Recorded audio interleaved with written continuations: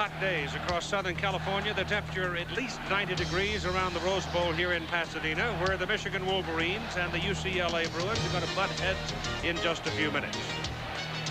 They play on grass, though. There has been a breeze over the last couple of hours. It is not that uncomfortable down on the field. So I don't think the Michigan Wolverines, for one, is going to have any trouble this early in the season adjusting with the temperature of Southern California. The Santa Ana winds, the old devil winds, the factor that produce this kind of heat this time of year in this part of the country, and it can get pretty doggone hot in the month of September. All right, for the sake of perspective, let's consider what has happened earlier in the day. As Roger told you, Notre Dame won their game. The Southern California Trojans across town today walloped Ohio State 42-3, as young Todd Marinovich had a very big day. And the Notre Dame score was 21-13 over Michigan State, and the Spartans had a chance at it. And right now, the Michigan Wolverines, who were losers last week by a matter of 5 points to Notre Dame at Ann Arbor, have come into the stadium. And now the UCLA Bruins, with a record of 1-1, come into the Rose Bowl. They were walloped by Tennessee. I mean, they were slapped around by the Volunteers. They barely escaped against San Diego State. And Terry Donahue in his 14th season now with a record of 108-39-7. And Terry is certainly concerned having to send his Bruins out tonight against a Michigan team that he figures is going to be pretty angry. He knows full well Bo Schembechler is, because Bo did not want to lose that ball game last week. So, Bob Greasy, let's talk now for a moment how you feel about the mood of the Michigan Wolverines. Yeah, there aren't many happy campers on either sideline. Michigan thought this was going to be their year. They had 17 starters back from a team that won 9 straight coming into this year. They ran into Notre Dame. Notre Dame was a good ball club, and as Bo said, they were better than us that day.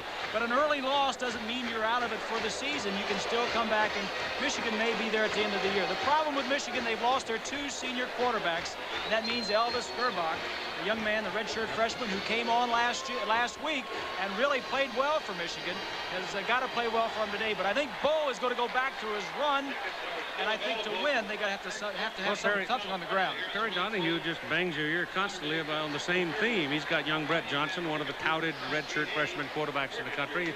Yet he says, we've got to run, we've got to run, we've got to run. Well, I think he's right. It's a new era. Troy Aikman is gone. Brett Johnson takes over. They have tried to run unsuccessfully their first 2 games. They lost to Tennessee and almost got beat by San Diego State.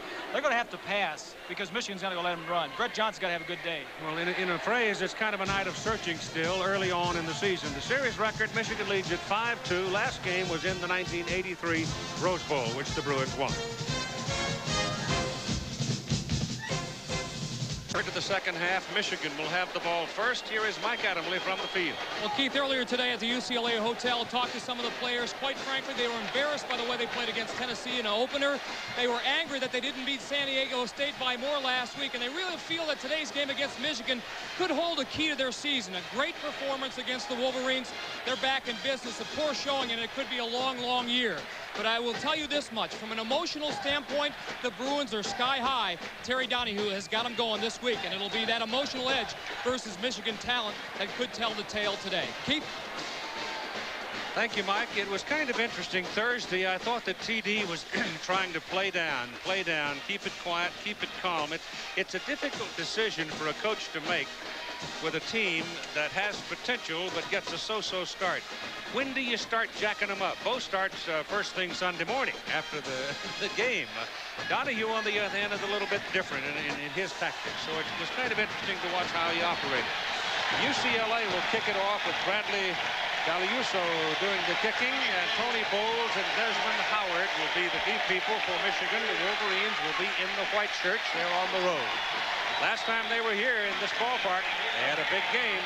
They beat Southern California in the Rose Bowl. Galiuso hits it, and it's a low line drive into the end zone, and Howard will not return it. Michigan will go to work from the 20. The crowd tonight expected to be somewhere in the 70s. It was very, very hot yesterday. Cooled off some today by 10, maybe even 15 degrees. And the breeze that is wafting across the big oval is going to help a great deal. It gets very comfortable this time of the year once the sun goes down. And it's already casting shadows onto the field. So here come the Wolverines now, operating from their own 20-yard line. The referee is Gordon Reese. It is a split crew of officials again, and we'll give them to you as we have a chance. Elvis Gerbach, number 15, is the quarterback.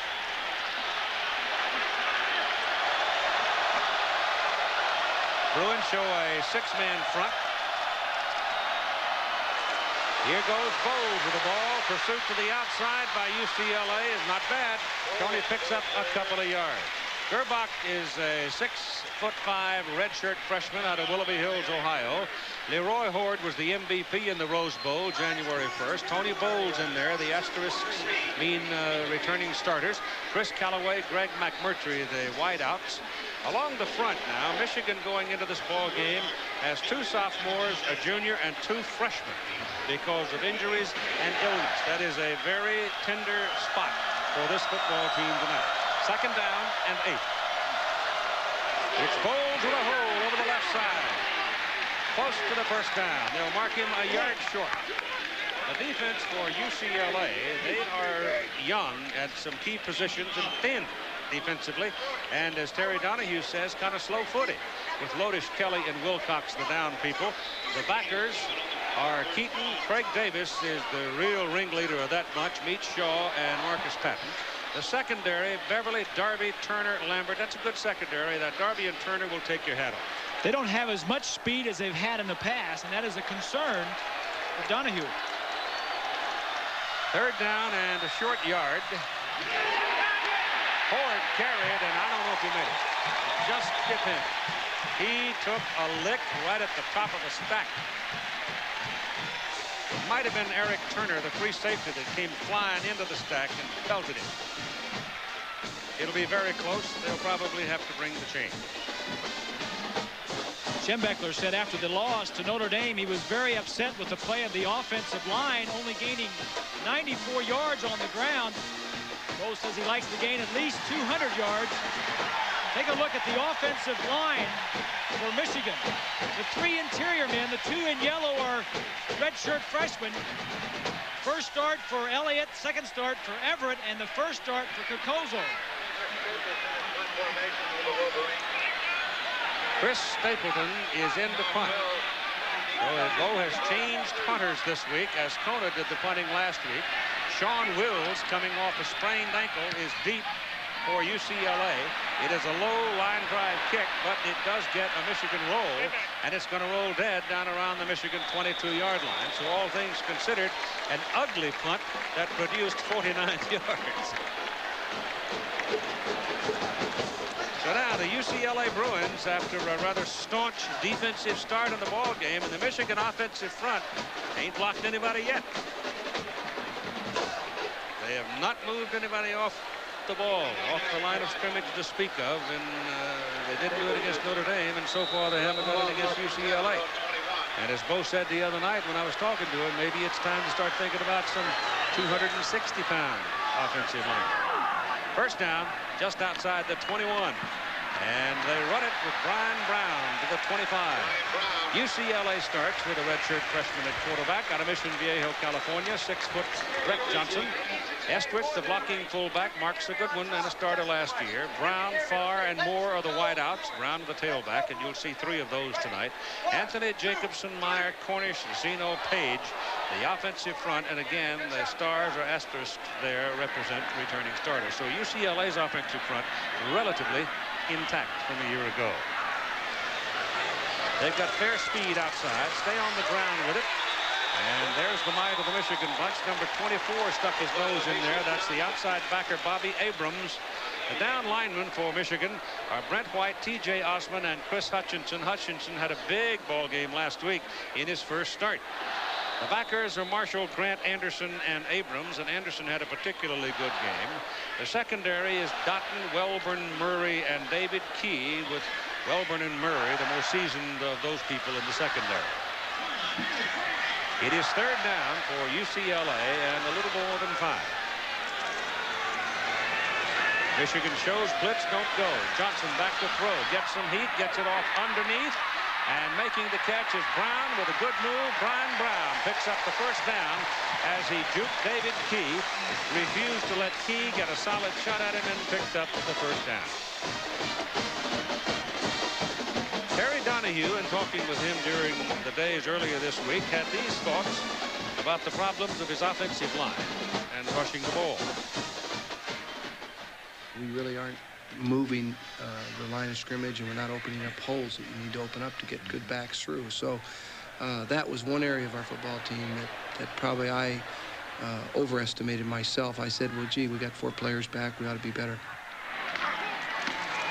Brown is busy early on first down from the 34, and he rolls over the top of this back and just over the 35-yard line. Bobby, have you seen anything that surprises you? Well, UCLA started with 2 tight ends, meaning they're going to come out and try and run the football. The problem with the Bruins running attack up until this point is that 8-man fronts that San Diego State and Tennessee threw at them. This time they're trying to counteract the defense by going 2 tight ends, getting a little bit more manpower in there. Scott Miller checks in, number 2 at a wideout, and goes to the bottom of the picture, replacing Farr. He was a high school teammate of Brett Johnson at El Toro. Second down, Johnson back to throw it. Getting some heat. Gets it away to the sideline. Pass is caught by Brown out of the backfield. And so Brian just kept moving, and finally his quarterback saw him. And they made something out of nothing. It'll be third down and about 2.5. Well, the mobility of Johnson made that play because his receivers to the left side were covered. He hit his check down, his outlet receiver, which was Brown, caught his second pass of the game. Far back in. They messenger the plays in, does UCLA. Johnson gives that ball to Brian Brown, and Brown is hit by Veda Murray, number 37, and will not pick up the first and oh, it's Eric Anderson, 37.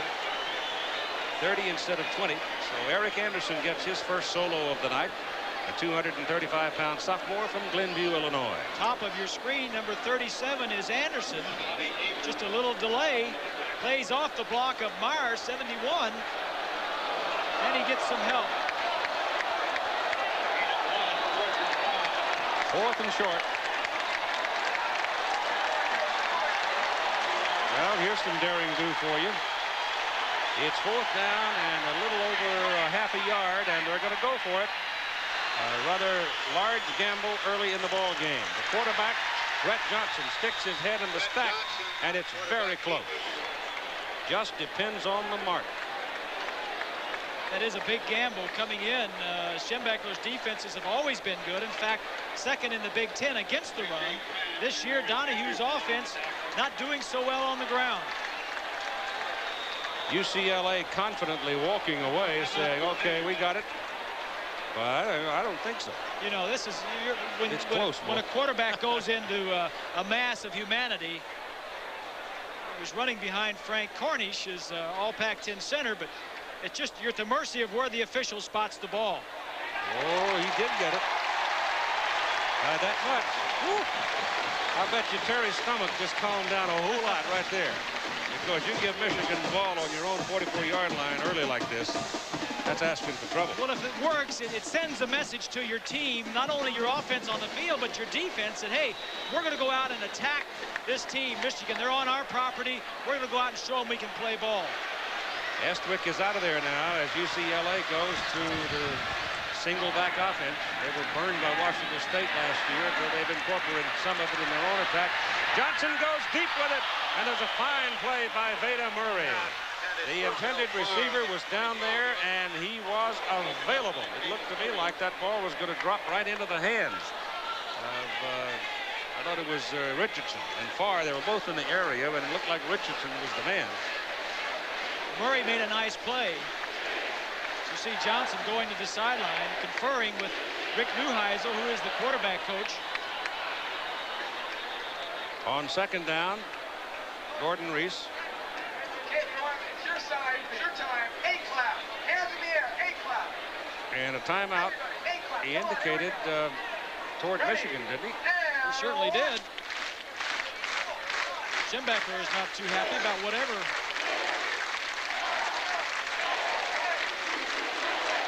If a timeout has been called or not. They staying in the huddle. No, now he's marking. He didn't call it. It was his timeout. Yeah. Second down and 10.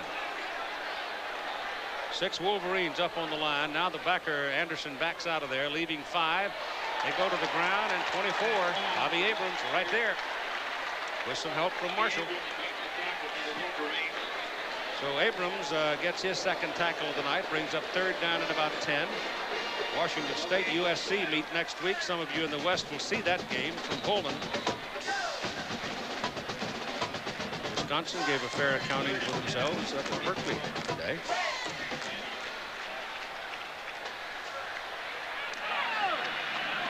Third and still about 10 for UCLA after gambling on 4th and a half yards. Brett Johnson back, gets his pass off underneath. The pass is dropped by Reggie Moore. And it'll be 4th and 10, and the Bruins will have to punt. Kirk Maggio does that. Maggio comes into the ball game just under 43 yards average per kick.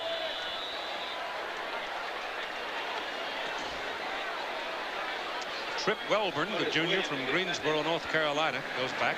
Trip is the free safety for the Michigan Wolverines. He was a former running back, so he can haul it.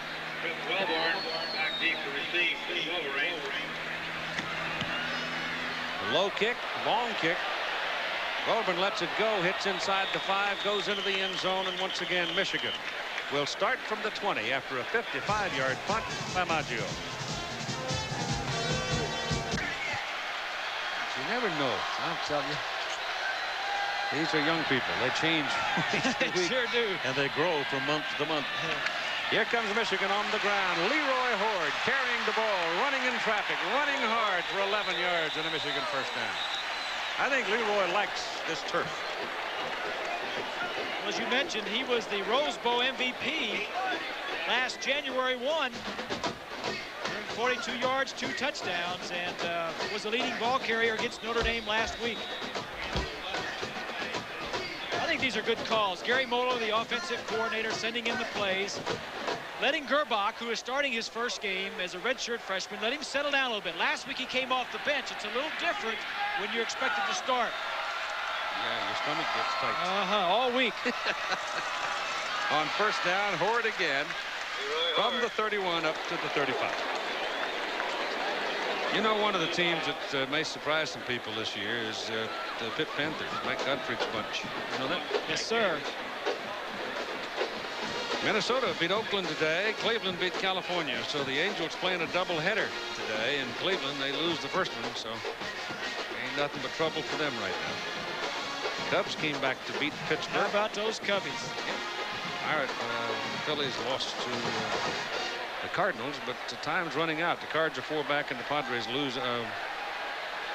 Padres in the West are still 5 back as the Giants beat Houston today. All right, here goes Tony Bowles for Michigan. And that's another Wolverine first down. So Bowles' heart's warm now. They run the ball for a couple of first downs. Well, the fullback, Leroy Horde, getting a good block for Bowles. Bowles gaining 1,400 yards last year. His 2 tailbacks gained over 2,000 yards, Bowles and Horde. Well, you talk about matchups. It's a very important thing to talk about how people match up, how teams match up at individual positions. Bowles last week got 17 yards against the Irish. Already tonight, he's got 19. Yeah. So what does that tell you? It either tells you that that Michigan can whip UCLA's defensive front, or the matchup is just such that it's giving Bowles the opportunity. That's the headquarters of the Tournament of Roses, which runs the Rose Bowl game and the attendant festivities. And just a short way down the hill, you have the freeway, the inevitable freeway. And we're over there somewhere in that smog. Prevailing wind curls it right back into the San Gabriels, and it's a bit hazy on a hot day like this. All right, here's a speedster going in motion. This is Desmond Howard. He can fly. Gerbach with a good action on the play, dropping back, giving the ball to Tony Bowles. And Bowles runs into Bruins after a 3-yard pickup. Matt Darby, number 43, and Matt gets up holding his right arm or hand. Hurt himself on that play. Matt Darby, some of you may remember, was the fellow who made those 2 horrendous hits in the game against the Nebraska Cornhuskers. here last year. He's an outstanding player. In his second year, he was a high school linebacker. In fact, he was coached by the same high school coach that sent Kenny Easley to UCLA. All right, it's passing time, possibly here on 3rd down and long 5. Verback back to 3 wideouts, gets his ball off down the middle, through the ball, and the crowd intercepted on the rebound. It is picked off by Dion Lambert, and UCLA has the ball around their own 45-yard line. He tried to force it, and he paid for it. Well, it's his first throw of the day. 3rd down, it's a tough time to come out and have to throw the ball downfield. The linebacker almost gets a piece of it. The defensive back gets a piece of it, and it's picked off on a deflection. There's the linebacker, Davis, 54. Greg Davis. Ball is deflected off into the air, and Lambert, number 26, picks it off. Callaway had no real chance to catch that ball at all. He was smothered. 3 Blues around him. That's the worst ball he's thrown in a week and a half. He didn't throw a ball that poorly last week against Notre Dame. Just outside the 45. Here comes Sean Wills with the football. Sean Wills, the ball carrier. He's been gimpy a goodly part of the season because of an ankle sprain, but he was a very, very exciting true freshman a year ago. He is a 180-pound sophomore from Hanford, California. Back over.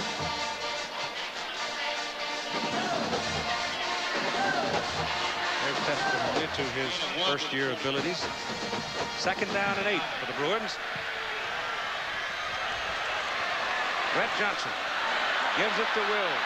Wills got some quickness. He turns the corner, picks up 3 before Trip Welburn brings him down. Welburn is now up to about 220. So he can be a load in that defensive secondary. You know, that whole defensive secondary for Michigan are big people. They all weigh around 200, about 6 feet, 6'1", and 200 pounds. But still, they don't give up speed. They've got a lot of speed. I'd say the strength of Michigan is their linebackers and defensive backs. 3rd and 5 for the Bruins after the interception. Ball right at midfield. Johnson, quick one to the sidelines. He'll have his first down. A little quick pop to the sidelines. 81 makes the catch. That's Charles Arbuckle. Charles Arbuckle was an All-American in some people's book last year, but he's constantly dinged up. He's had an ankle sprain this year. Coaches say he's proven he's a wealth of talent, but they can't keep him healthy. A lot of preseason All-Americans, too. They've got 3 good tight ends on this ball club. Back to the ground. Sean Wills hit once behind the line, taken down behind the line of scrimmage. 22 Dutton takes him down, but it was Chris Hutchinson who got the first hit on him and turned him back into Dutton. Lance Dutton. There's a game going on over in Tucson, Arizona tonight that bears some watching. The Washington Huskies and the Arizona Wildcats. That's a very significant ball game in the Pac-10 conference. 2nd down. All at 12. Brett Johnson going deep. Not there. Scott Miller on a fly down the sideline. Coverage on the play by Dutton, and Dutton running right with him. And it'll be 3rd down. Miller went to the same high school, played with Brett Johnson. That was a good throw. The man was not open. It was a fly pattern. Throw it outside where the receiver has a chance to catch it, or just throw it incomplete. Well, that Air Force is still at it, aren't they? I tell you, that quarterback, Dallas, is really he's something. He's just absolutely terrific. And he's a terrific youngster. I did a game when he was freshman year, and he was scooting around over there. Johnson back. Runs it out, throws it down the sidelines. The pass caught by Mike Farr. He can do that. Johnson can give you speed to the outside and be reasonably accurate. Probably the biggest difference between Johnson and Troy Aikman of last year is that he has such great mobility. Johnson can get outside the pocket, and he has great feet, real quick feet, and a quick release.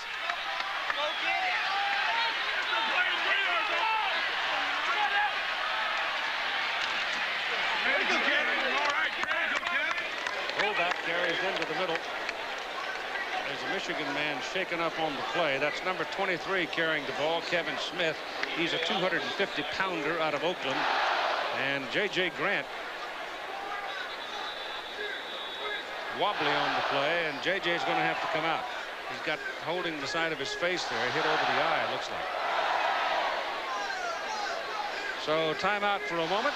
We've got 3:25 to play in the first quarter, and UCLA looking much sharper so far tonight than they did in their first 2 games.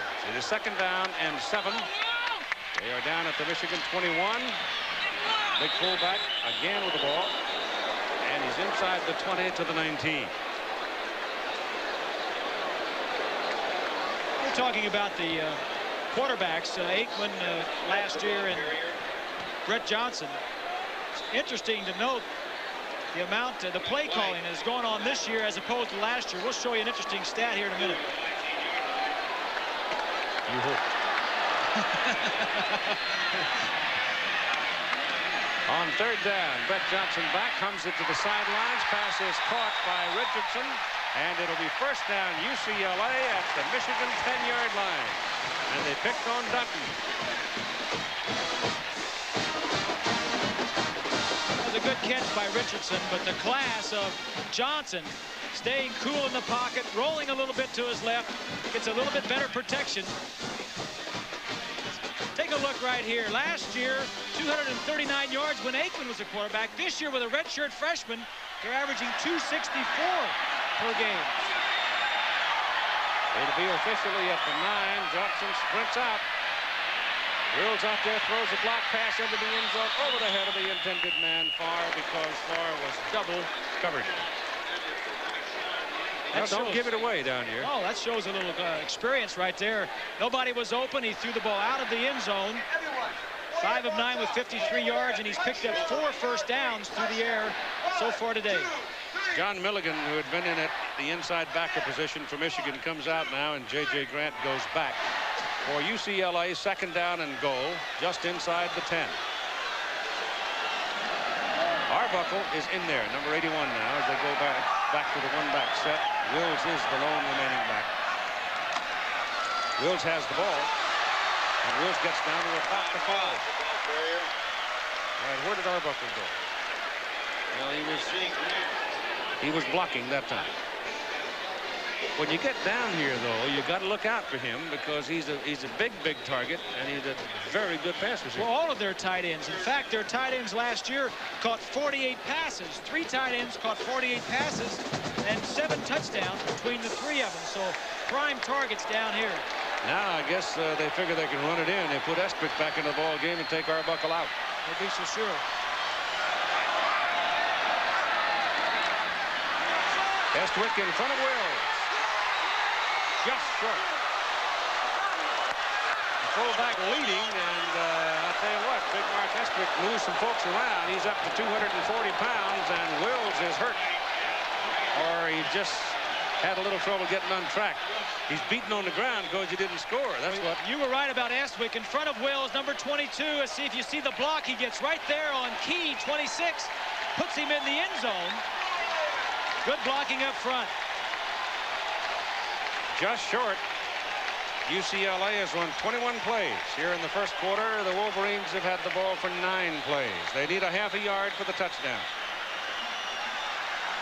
Don't mess with it when you're this close. If you don't know what you're doing, on 4th down and goal, go ask somebody who's given the orders. 58 seconds to go in the first quarter. Well, this possession for UCLA started off an interception. The first pass thrown by Gerbach into a crowd, tried to force it, and they turned it over. And you saw that heated discussion on the sidelines on 4th down, and young Johnson was right in the middle of that conversation. I mean, he was involved. And I think this is a good call. If you went for it on 4th and 1, back on your own inside your 50, you got to go for it on 4th and 1 on the 1. You got Kevin Williams in there at tailback right now, and he's the redshirt freshman from Texas. Estwick is the fullback. Williams gets it and scores.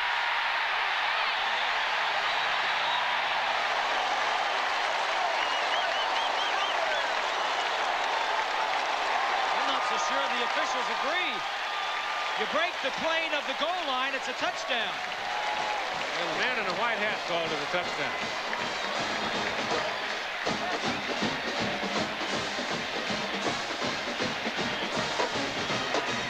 Unless the ball was out before he crosses, and the official at the bottom may not have seen it. If the ball is out before he crosses, the umpire straight behind him would be able to see it best. No, he's over. He scored.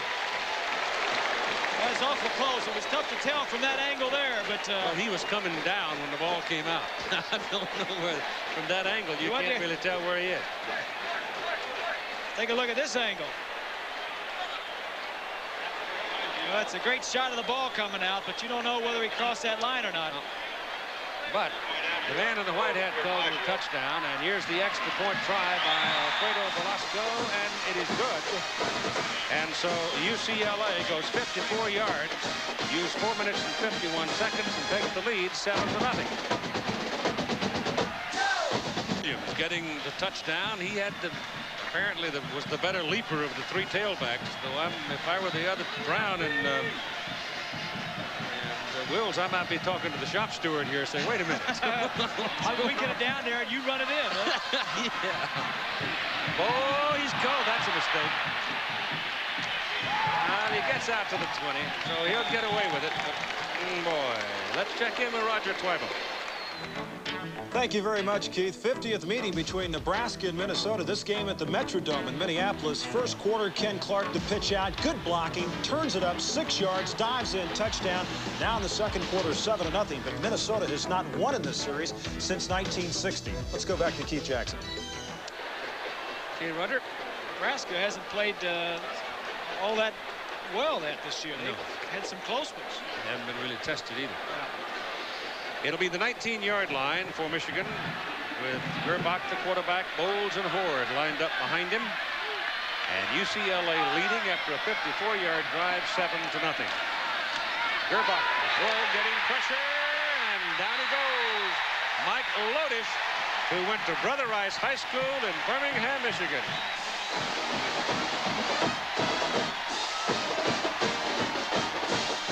You know what he did? Oh, recruited him and recruited him and recruited him. And when he sacked Bo's quarterback, he looked right over to Michigan sideline and pointed at him. Did he? Yep. Well, Bo wanted him bad. I don't know if I'd be doing it.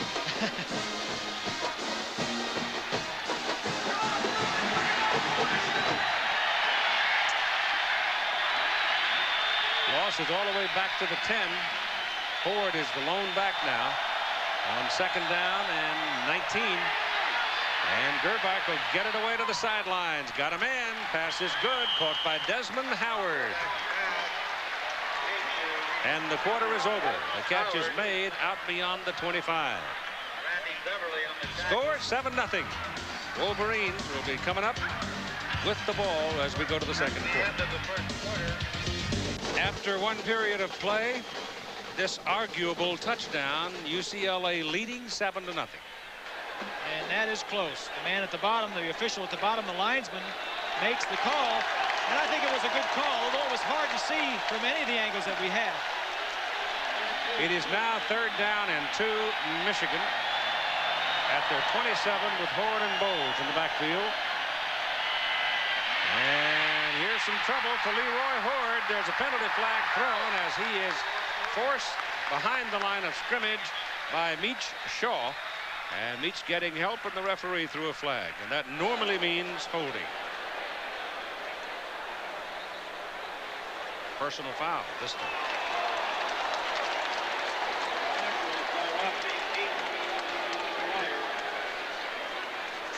Late hit on the quarterback. Somebody got a little carried away and popped Gerbach. And that's going to give the Wolverines a first down. The interesting statistics in the first quarter, the bottom two, the turnovers and time of possession, UCLA dominating time of possession, and the turnover, the interception by Gerbach, leading to the only score by UCLA. Interesting that last week Notre Dame scored on after a turnover by Michigan also. Their only score offensively.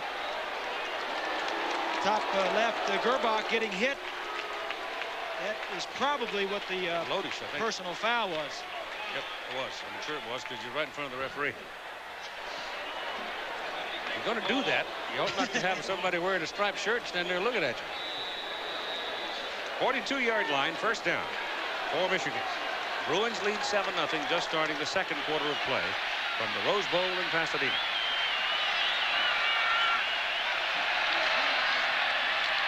This is Bowles losing a couple of yards.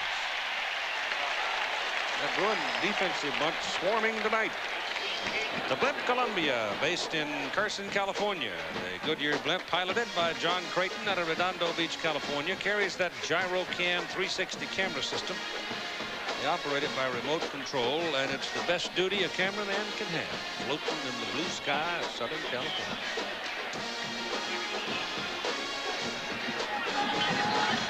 Loss is back near the 40. So we can fairly say second down and about 12. A little bit of a delay goes to Leroy Horde. Not a lot there. He got up there about 2 yards, and then they threw him back 3. For Elvis Gerbach, a little different sort of a circumstance. At least that's the opinion of his coach this week. I've seen guys come off the bench and kind of freewheel it and look great. Then all of a sudden, when they have to take on the whole game, they don't look as good. I don't think that'll happen to him. I really think that he'll play extremely well in this ball game. If he doesn't, I'll be disappointed, but I think he'll play well. So far, he's been intercepted once. That set off the UCLA touchdown, but here's a very good pass thrown to the tight end, Derek Walker, and good for about 8 or 9 yards. It is short of the first down. It wasn't where he wanted to throw the ball. Look at 75 Skrepenek and Patton, number 49. Skrepenek goes about 240, but it's the speed and quickness of Patton that gets around the big man and takes him down. So that third down pass is not good enough, and it brings up 4th and 4. Skrepenek goes about 340. Yeah, they'll love him in the NFL, pass blocking. Yeah. But he ain't knocking none of those little guys out of there right now. That was a good shot because speed would normally get around the big size.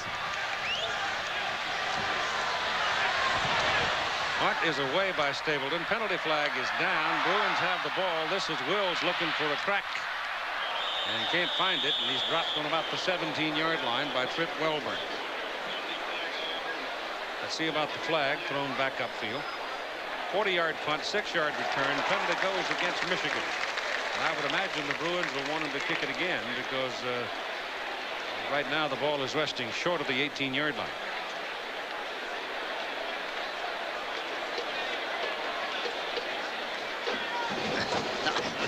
Now there's an old-fashioned down-home growl right there. You saw it. This goes back to last week. Special teams. Schembechler not happy with the way they played against Notre Dame. Now he has to kick the ball again. Just gives UCLA another opportunity to run something back. But he said last week that he was disappointed with his offensive line and the play of his special teams. And he has had good special teams in the past. In fact, Mike Gillette, who graduated, handled both the place kicking and the punting. And to this point, he have not really replaced him. So Stapleton's going to punt it again. Here's Mike Adamle. Well, Keith, as you alluded to at the top of this ball game, weather not a factor. It's dropped about 15 degrees right now. The entire field is covered by shade, and believe me, both sides appreciate that. This youngster can break one. He's dangerous.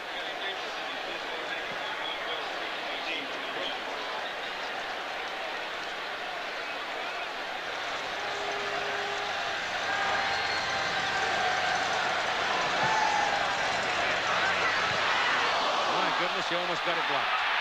But I'll tell you this, he flat killed it and knocked it out of bounds inside the 5-yard line. But in the meantime, Matt Darby, who almost blocked it, goes sailing into Stapleton, and a penalty flag flies in his wake.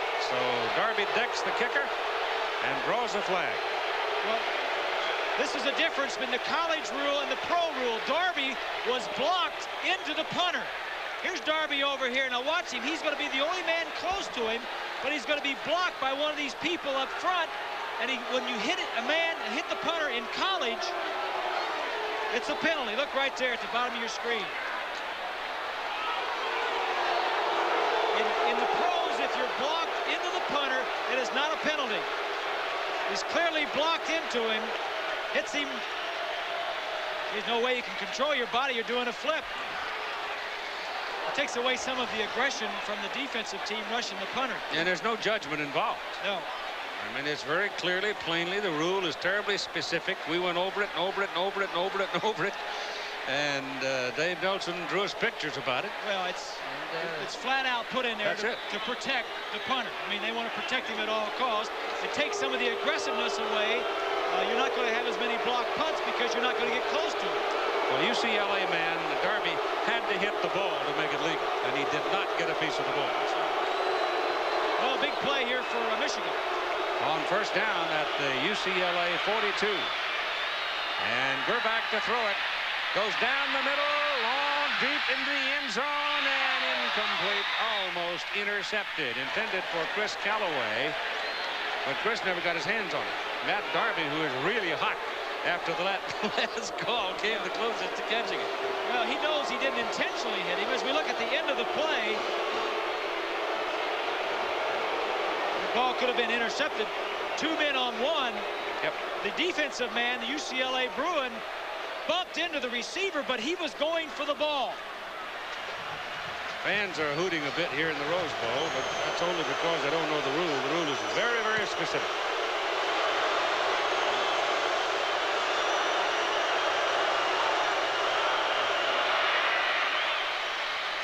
Second down, it's Horde. Fumble, and recovered by, I think, Michigan. They do. I don't know how, but they do.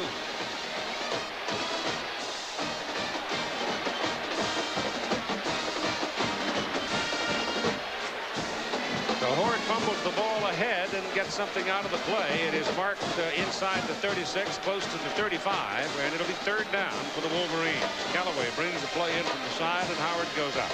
Well, contrary to what Bo was saying in that little film bite that we had of him, this is a different Elvis Gerbach than we saw in last week's game.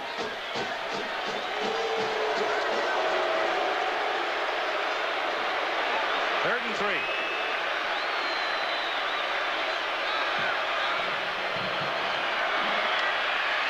Pressure coming. Pass away. Pass is good, and the pass will be good for a first down to Tony Bowles, but just barely. Not by a whole lot. Meach Shaw came in a hurry to get him. And I think that's a good call. Just get the young man settled down a little bit. He had all week to think about this start. He played well. Come into a big game. You're on the road, on the coast.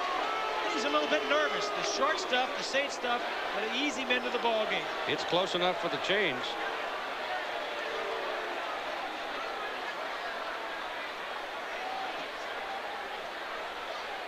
Ooh, half a ball.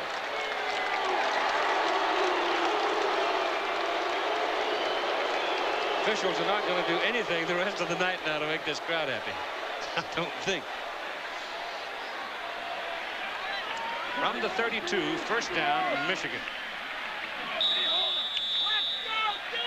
11 and a half minutes remaining in the first half of play. They go to the wishbone now. New look in the game. Leggett in for Michigan, joining Bowles and Horde. Leggett is 46. Ball goes to Horde. And Leroy, a junior out of New Orleans, Louisiana, will pick up a couple of yards, maybe 3, over the right side. Cleveland Browns, Arnie Kosar, Cincinnati Bengals, Boomer Esiason. AFC Central, Riverfront Stadium, Monday night, 9 o'clock Eastern Time. ABC's Monday Night Football. Bengals with the #1 offense in the AFC going against the Browns defense, the #1 defense in the AFC. That should be a lot of fun. Alan Jefferson checks in now, replacing Leggett. Jefferson is the tailback, a junior out of Detroit. He's number 28. Gerbach lofts one to the corner for Callaway. Callaway is pushed. A bump and no flag. Michael Williams was defending for UCLA and came very close, but not quite. Here they bumped together. Well, the ball was poorly thrown. He threw it back to the center of the field. If the ball would have been thrown out toward the flag, he could have caught it. Both players were going for the ball. No interference there, but the fact is it was a poorly thrown ball. It should have been thrown more to the corner. He's throwing rainbows right now. Yeah, and he needed to throw that ball outside more. Put something on it. Yeah, he didn't need as much air. He just needed it to a little flatter and get it there a little quicker. But he'll settle down. 3rd and 7 and timeout. 10.5 minutes to go in the first half. UCLA 7-0.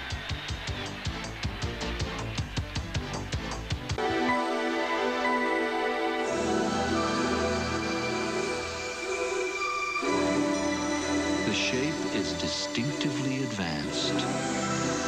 A cockpit designed for comfortable travel over time and distance. The Honda Prelude SI, a slightly ahead of its time machine.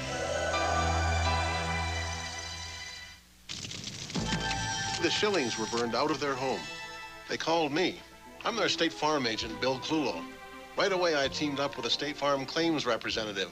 I gave him all the information he needed, and Tom got to work fast. I didn't get there as quick as the fire trucks did, but I made sure the Schillings had a place to stay, money to live on, and got their claims started fast. Now the Schillings know a big reason why State Farm insures more homes than anyone else. State Farm teamwork helps you get back in your home fast. State Farm is there.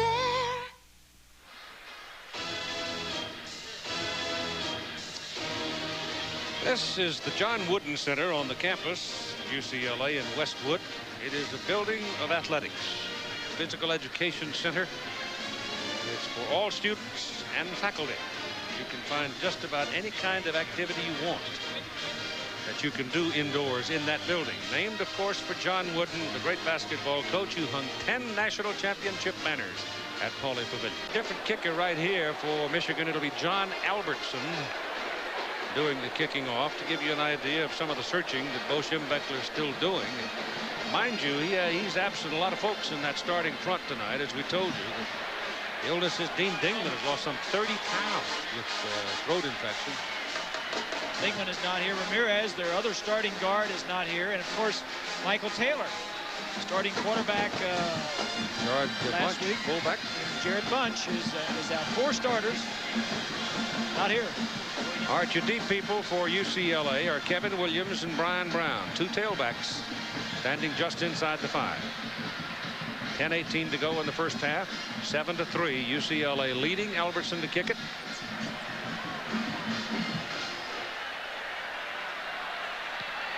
Pops it with the left foot. Low line drive, knocked down by one of the up men for UCLA and brought back to about the 29-yard line. It was one of the tight ends, I think it was, and knocked it down and picked it up. Here's Mike Adamle. So much has been written about UCLA's young quarterback, Brett Johnson. Nobody knows him better than Mom and Dad, Mother Debbie, Father Bob, who's also his high school coach, or was his high school coach. This is the biggest game of his life. It has to be, but he's used to big games. Yeah, he really is. He's really excited about this. He's talked about it for weeks, and I'm sure it is the biggest game of his life. It's all been looked awfully poised out there so far. Yeah, Brett is a pretty poised kid. He's confident in himself, and he'll do the best he can, that's for sure. Mom, how are the butterflies? Oh, big. Real big. They're like B-1 bombers. But I'm real proud of them. Good to see you both. Enjoy the game. I know you don't want them to see you down here. Okay, thank you. Brown carries for the Bruins. 185-pound junior out of Carson, California. And he moves close to the 35. And that's about a 5-yard pickup.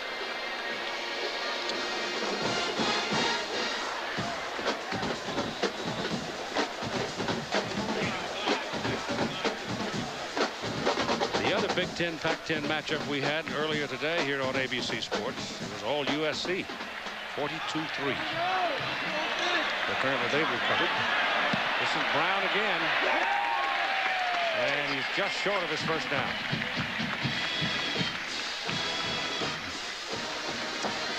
You know, when I sat and looked at the videotape of the UCLA San Diego State game, Bob, the thought wandered through my mind several times. You know, I know there's a lot of caterwauling about the fact that UCLA just barely beat him and had to come from behind to do it. But you know something? San Diego State may be a little better than some folks think. I think they were, and they are. I think UCLA is just going to take them a couple of games to really get off their mark, too. They've got a lot of young players, especially the quarterback, as we mentioned, although he has played very well.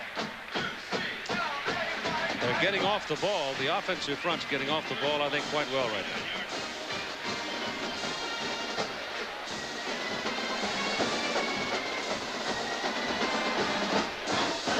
Just short of the first down, which brings up 3rd and a half yards for the Bruins. All short of the 40 in their own side of the field. Mike Farr, the wide out to the bottom of the picture. Reggie Moore to the top. The lone back is Brown, and the quarterback Johnson for the first down, and he'll have it.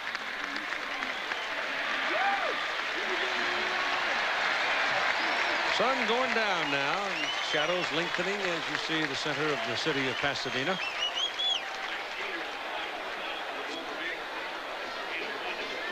Run down all the scores and the highlights with Roger at halftime. I guess so far the biggest upset of the day would have to be Stanford scoring 18 points in 7 minutes to beat Oregon. Oregon won that big game at Iowa last week. There goes Brown again and barely gets back to the line of scrimmage. Very good defensive pursuit there by Michigan. Mike Evans. Talking to Bo Schembechler, I asked him what had been his focus during the week of preparation for this ball game, and he said this. I think the thing that's going to have to happen here for a while is our defense is going to have to carry us for a while. Because we have really 4 starters out now on offense. So I think the defense is going to have to play extremely well. Tried to patch up that those special teams a little bit. God, that was awful, wasn't it? Huh? Sniper missed it. If I had a gun, I'd have shot that guy, but he's probably going so fast I'd have missed him. 2nd down and 10. Brett Johnson. Threw a knuckleball, but it works to Randy Austin for a first down on the Michigan side of the field at the 47-yard line. That one slipped a tad. Wasn't pretty, but it worked. Here's Austin right here. He's just going to slide down the field and break to the outside. The play action is going to be in the backfield to try and hold the linebackers. Austin really number 3 on the depth chart at tight end. Just keeps running, uncovers himself to the outside, and that's really a good throw, Keith. Throwing it where he's going between 2 linebackers. Brett Johnson's accounted for all 7 UCLA first downs, 5 through the air, and 2 quarterback sneaks. On first down, goes back to Brian Brown. Nice little cutback over the left side and picks up the better part of 5 before J.J. Grant brings him down. That's at noon Eastern time. The Irish and the Spoilermakers. What do you guys... It's an amazing thing how many times Purdue jumped Notre Dame when they come in off championship seasons. Out in the West, it'll be USC Washington State from Pullman, and for the rest of the country it'll be Miami and Michigan State. And both of those are really good ones. Back goes Brett Johnson on 2nd down and 6, and he's got a man and he hits it right on the hands. Mike Farr, first down Bruins, Michigan 18-yard line.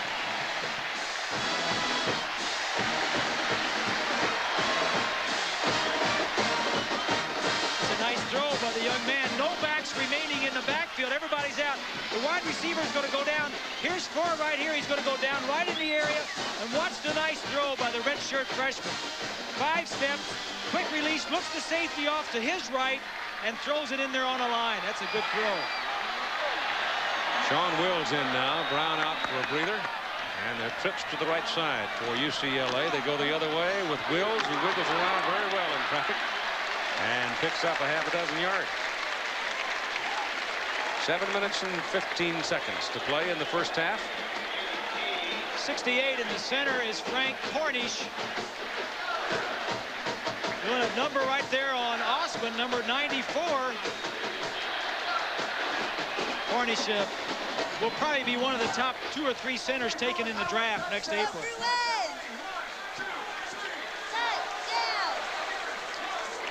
Ball at the 18. 2nd and 5. Wills. That's a first down. 1st and goal at the 6.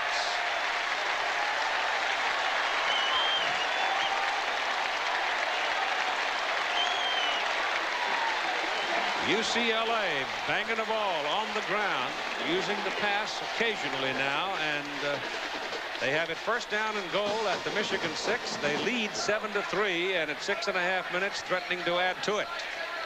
The thing you need to note here is UCLA is running better than they have all year, and Michigan is not able to stop them. Johnson throws it. Touchdown. Scott Miller.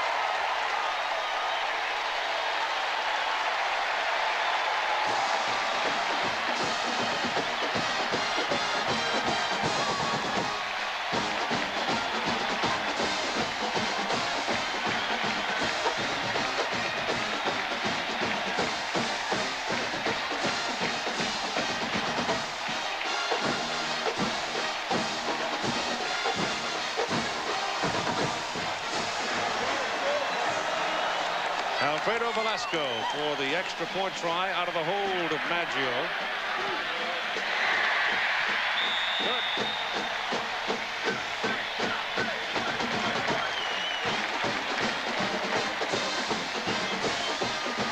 Miller and Johnson know each other well. We mentioned they're high school classmates.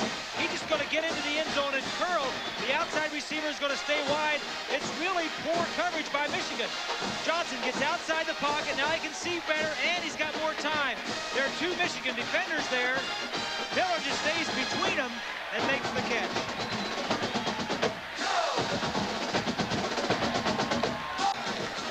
It's a 14-3 ball game. UCLA. Michigan has not been effective so far with their offensive team. And Brett Johnson has been particularly effective in his outing against his first really big name Big Ten opponent. Galiwiso gets it inside to the 1 where it's bobbled around and finally picked up by Tony Bowles. It was bobbled by Howard, picked up by Bowles, and Tony makes it a big play.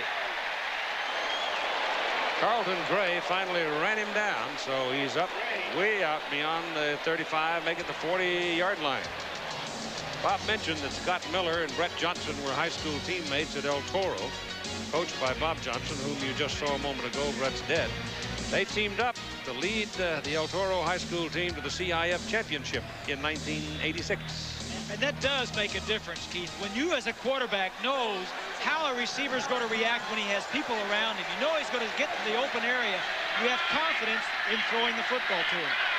At the 41, 1st down for Michigan now. And this is Leroy Horde, and he picks up about 3 yards. Kelly 65 and Lodish 94 at the bottom of the stack. Mike Lodish playing like a madman on defense out there tonight. Of course, this figured to be a game that if he was going to jack up, he would jack up for this one.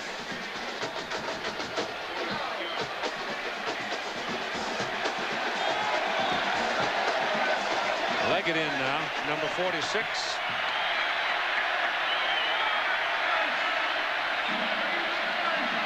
Boyd has the ball. He got turned around a little bit by number 29, Eric Turner, and he is brought down short of the 1st down. Here's Roger Twibble. Thank you, Keith. Nebraska starting to put some distance between themselves and the Golden Gophers of Minnesota. Ken Clark, 14 yards, his 2nd touchdown run, 24-0 now just before the half. Keith, you might remember in '83 when Nebraska scored 84 against Minnesota. Yeah, I remember that. I was just thankful I didn't do it. Yeah, you're right there.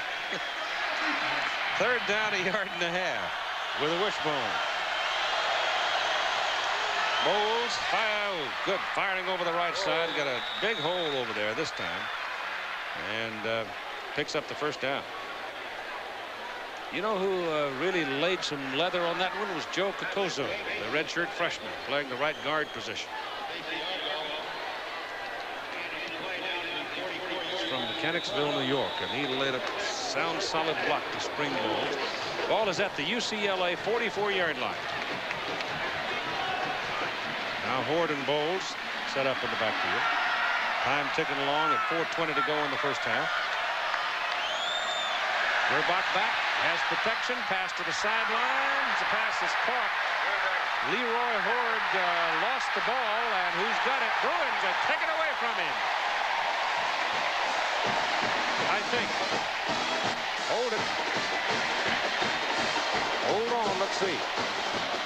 Well, it looked to me like he was down. Whether the ball came out before he hit the ground, I don't even know if it was a catch. I don't either.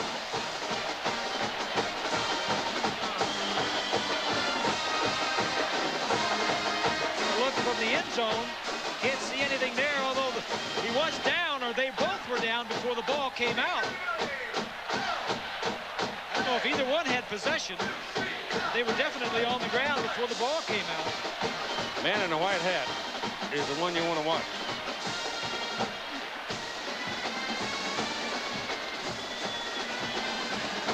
There are your officials. Horn, Beal, McMahon, Becker, and Rao. Lost their rubric.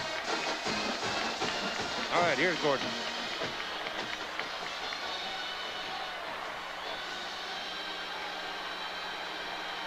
Incomplete forward pass. Let's take another look. It's got to be either incomplete or the man was caught the ball and he was down. Now he doesn't have control of it. Numbers Bates, Patrick Bates. Bates, number 6, was in there, and the ball was stuck between the two bodies. Nobody had control of it. I mean, that ball either had to be incomplete, or if it was complete, it was a fumble after the man was down, and that there's no fumble.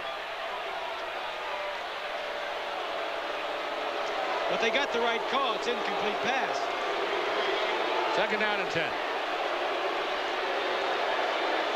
And the home folks have their second chance to hoot and holler.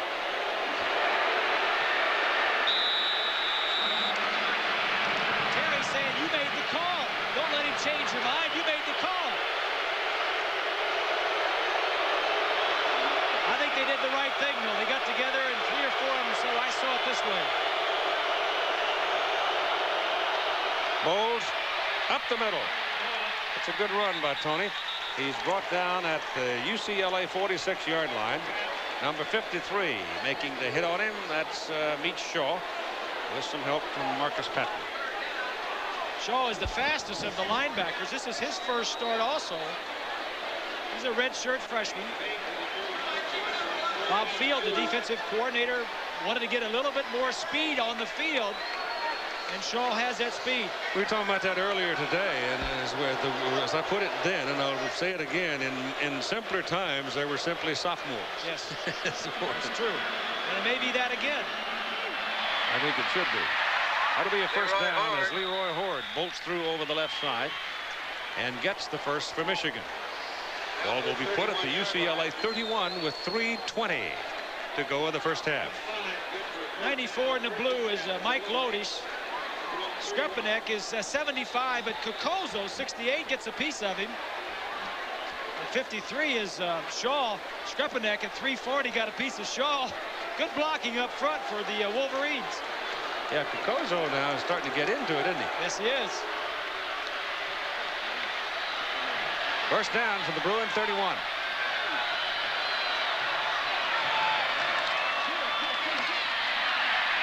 Ground game starting to work a little bit as Bowles carries a 185-pounder from Westland, Michigan. Mike Lodish told me this when talking about what had to happen for UCLA to win this ball game. The fact of the matter is that UCLA needs to go out and establish a new line of scrimmage on the offense, and our defense has to prevent that opponent's offense from establishing a line of scrimmage and dominate the run and force them to pass and use our quickness to pass rush and get to Elvis the quarterback this weekend. so far they've done a pretty good job. Second down and 8. The ball is at the 29. There's a little delay as Horde breaks a couple of tackles and finds some daylight. That's a tough run by Leroy Horde, and he's got a first down, and he deserves it at the UCLA 15-yard line. That's as good a run as we've seen in a while.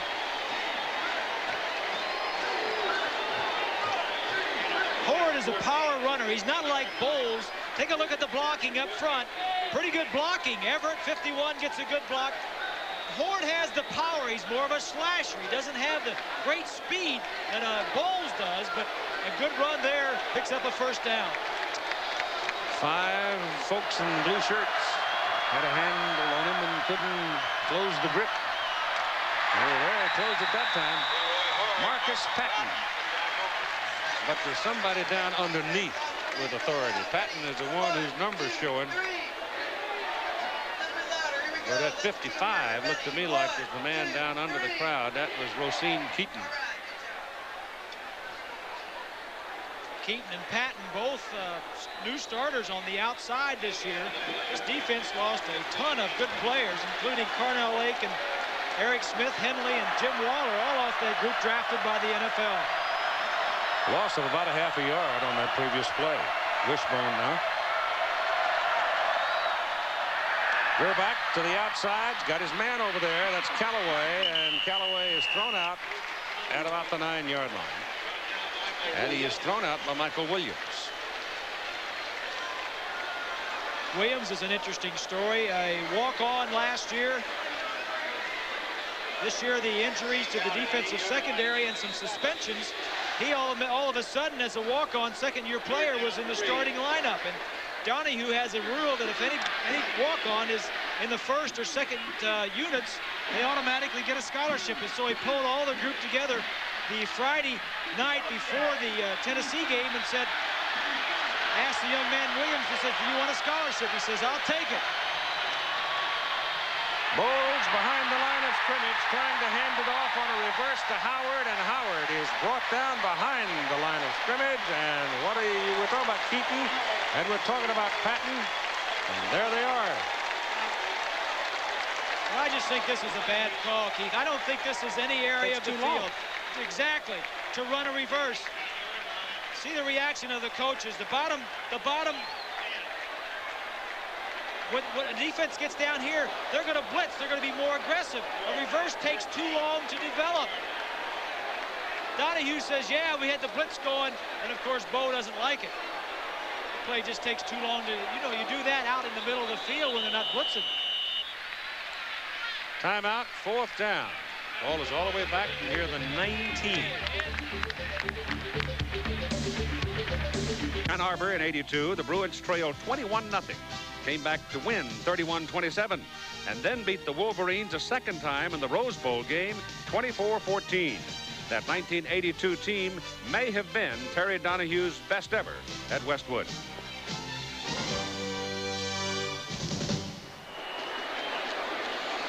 If you were going to sit and watch the Rose Parade, that's where you'd want to sit, right there. Corner of Orange Grove in Colorado. Meach Shaw officially got credit for that last tackle, and I want to make sure he gets public credit for it because that was the 6th of the ball game. It was a 10-yard loss, and it's brought up the field goal try here with 18 seconds to play in the first half. They have called another timeout. UCLA called it, I guess, or did Michigan call it? I would think UCLA would call it. UCLA making the young man think a little bit. Yeah, make him think a little bit. Now I'm told it was Michigan that called it. Yeah. I get sources of information from 3 different directions, and they're all wrong. 19-yard line.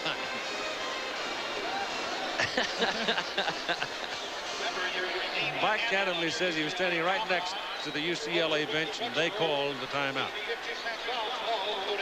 Field, the defensive coordinator for UCLA, great job he does with those young people. All right, J.D. Carlson now sets it up at the 26. It'll be a 36-yard try. He's hit one tonight from 46.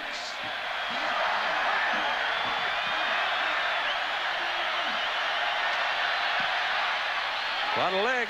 Good. Well, he didn't mess with it. Remember, they're kicking without a tee, and everybody thought a lot of kicks were going to be low and blocked, but not so far this season. He just ripped it. So we got 14 seconds to play in the first half. The Goodyear Blimp Columbia offering this picture of the Rose Bowl at the end of a hot, hazy day in Pasadena. Doing some, down home serious lobbying with that linesman over there who had made that call some time ago when Bates had a hold of the ball with Horde. They went to the ground, the ball came out. Terry thought his people had it. Then there was the moment where you go back to roughing the kicker. He wasn't happy with that. So he's well, at least Terry bought him a drink. They were sharing a drink. That's right. That kick goes out of bounds down at the 24-yard line. And Bo is just beside himself. I don't blame him, because his people are the special teams people are sloppy.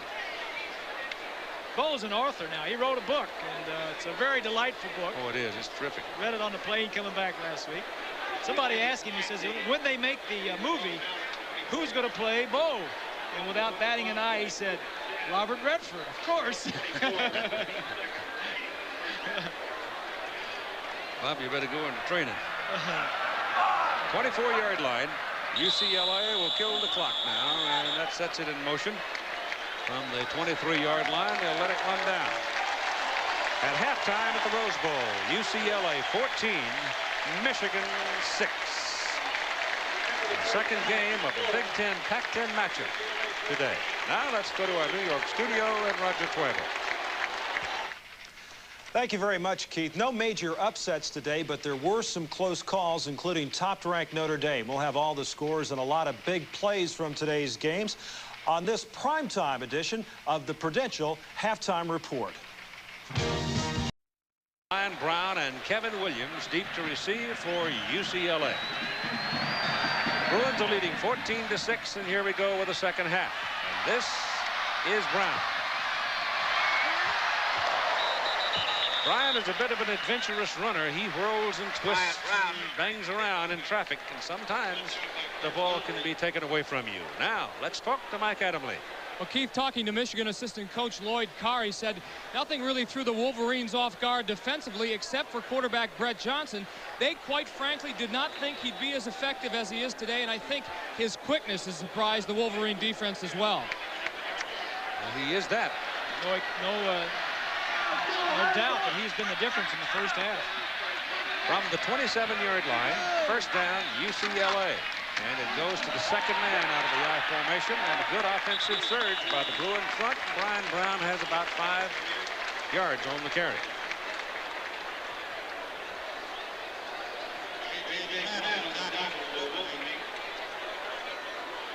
You know, one of the things that I asked the question, I don't know that I really got an answer of it, but I did ask about it. Let's call this second down and 4. You know, UCLA hired 3 new coaches and shuffled everybody else around. So the whole coaching staff has changed during the offseason. And handoff inside this time to Estwick, and one of the few carries that Marcus had is good for a first down for the Bruins. They're very close to it. But when you change all the assignments of the coaching staff and everybody comes back for the fall, I don't care how smart you are or how experienced you are, it's going to take you a little time to get used to one of them. Well, I think it does take a little bit of time. Of course, Bob Field remained as the defensive coordinator. Steve Axman, who was the offensive coordinator, is gone, and now Greg Robinson, who was a defensive line coach, moves over to offense. So it's a little bit of adjustment, but Robinson was an offensive coach for many years before he moved over. Woods looking and searching, trying to use some outside quickness as Brian carries the ball again. And Brown will take it to the 39-yard line.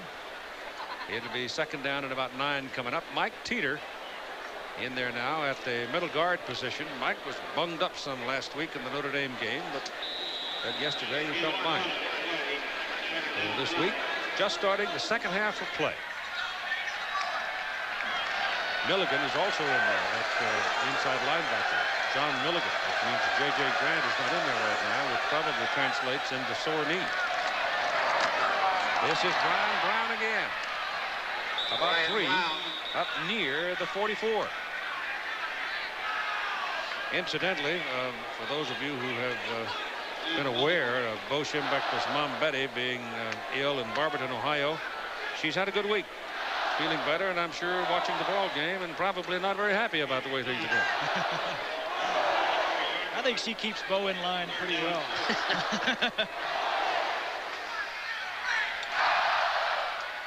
Third down 4. Brett Johnson runs away from the pressure. He's got enough daylight, picks up the first down.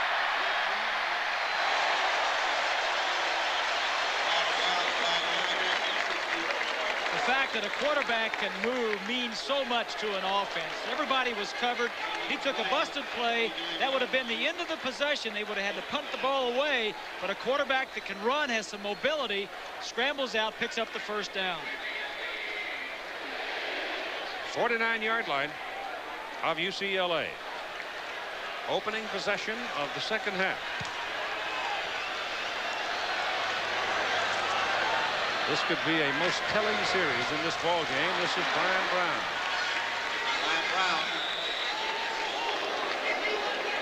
See, that offensive line surge on a play like that where it appeared it was stacked, but still the surge is good for the better part of 3 yards. Anderson here, as the line is going to double team here, is going to get free and just get a part of the tackle. As you take a look at it from the end zone behind the defense. Anderson was one of the outstanding players for Michigan's defense last week against Notre Dame.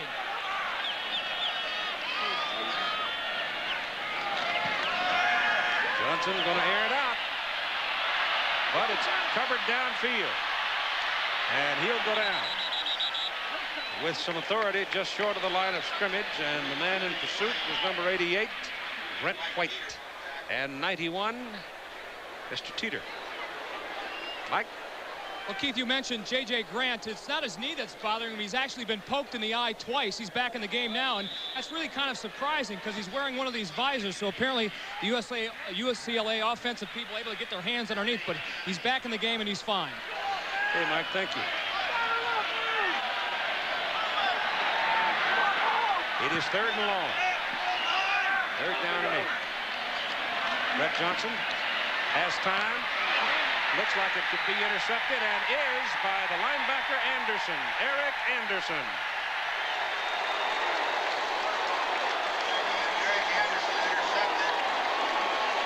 Well, here's Anderson again. The tight end is right here. He's going to come to the inside and break to the outside. Anderson will be right on him. Sees it's passed, covers the tight end, jams him, breaks to the outside. That's a good read by the sophomore, Eric Anderson.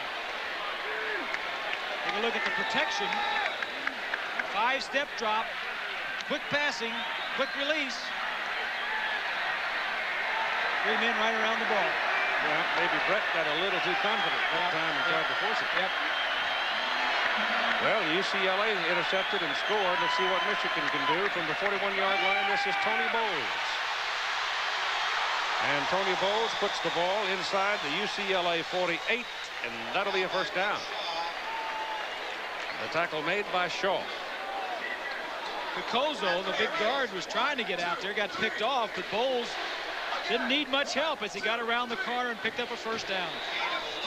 Bowles and Callaway come out now. Horde stays out as the lone back. Howard is in along with McMurtry. McMurtry, I don't think, seen the ball all night. Well, 2 tight ends. This is a different formation than we've seen in the first half. And first down. Number 54 laid a lick on him. That's the inside backer, Craig Davis, for the Bruins. Bruins arguing the ball had come loose. Michigan keeps it. Skripanak, 75, was down there. And when that big fella gets around the ball, forget it. That's a house. Like a little holding going on right there. Good hit. The ball is out, no question about it. Ball is out. Back to the 49, 2nd down, 11, Michigan.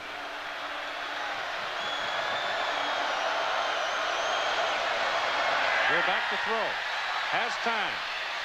Got his man. Pass is caught with a tight end, Walker.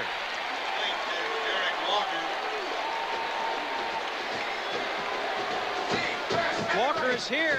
He's going to slide in over the middle as the play action goes this way. A guard will pull. Gerbach seems to be settling down. Play action fake. The guard pulls. Top of your screen. Throws it over the middle linebackers. A nice catch. And just inside the 30 for the first down.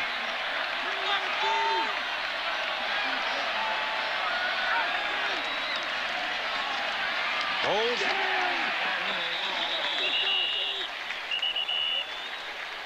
Meets Shaw again, getting a piece of the tackle, with Brian Kelly getting the bulk of it.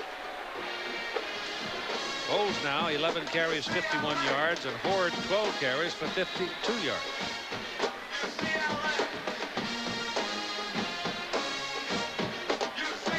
Seattle beating up Kansas City. And Baltimore handling the Yankees tonight. Robbie's Orioles have been quite a story.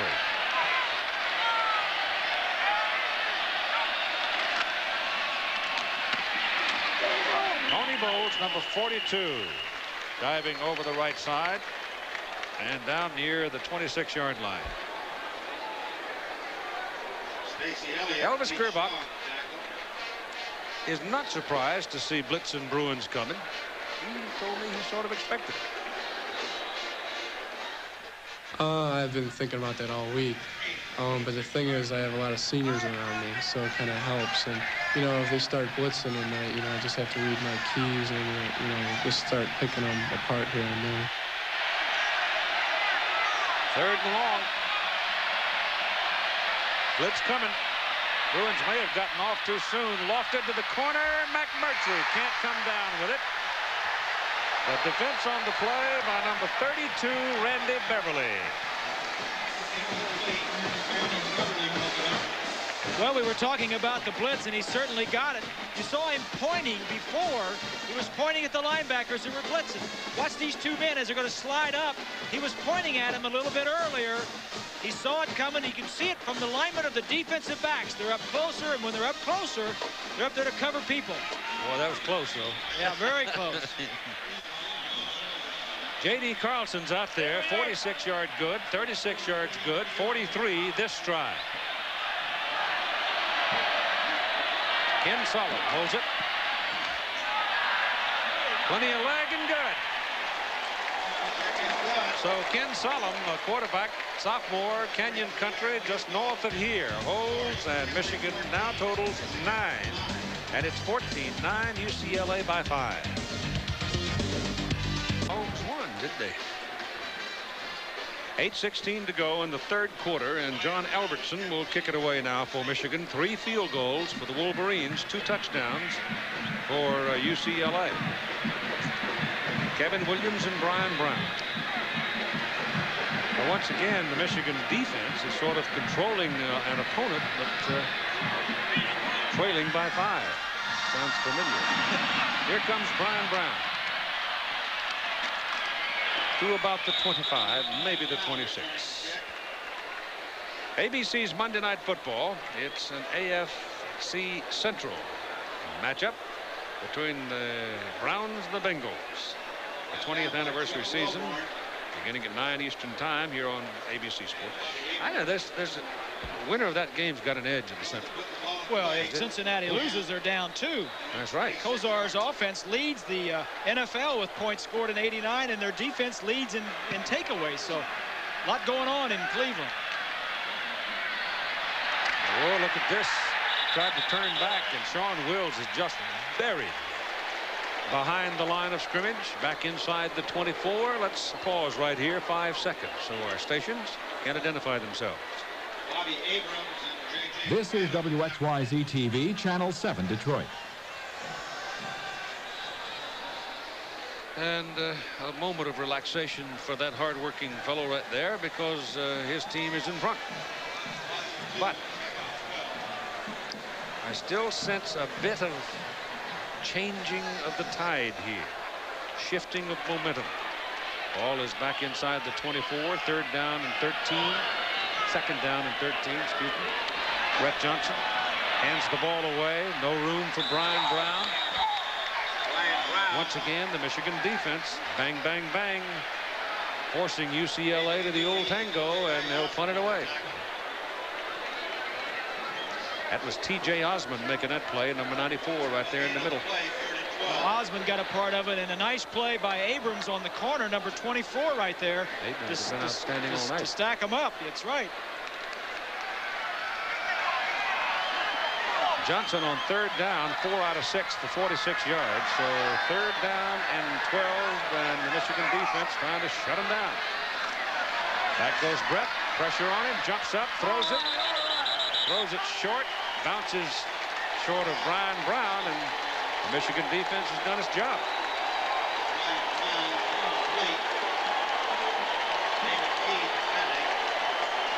Kurt Maggio comes on the field to do the punting.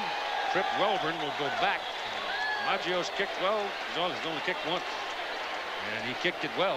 They gave him 56 yards. Trip Welburn deep to receive. Kurt Maggio trying to make sure the ball. Rose Bowl turf, just outstanding condition.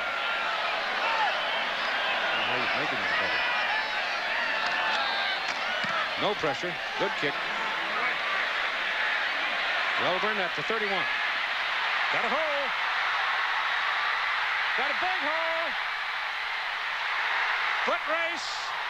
Inside the 10, down at the 5-4. Eric Turner, the free safety, ran him down. Well, now there is a big play from the special teams. Well, they messed up last week, but they got it back this week. Michigan special teams giving up 2 touchdowns last week. Comes back to set up a scoring opportunity for the Wolverines. Turner at the very end tries to force a fumble. There's a low angle look at it coming right at you. Take a look at some of the blocks here. Well, I told you earlier that Welbur's a former running back. He can move it. That's a 44-yard punt, a 63-yard return. And this is Leroy Horde to the 2-yard line, where Eric Turner again makes the tackle for the Bruins. Tough to tackle these backs for Michigan. You know, Keith, I don't know what Bo said to him at halftime, but whatever it was, he should bottle it and sell it. Probably. How would you like to walk home?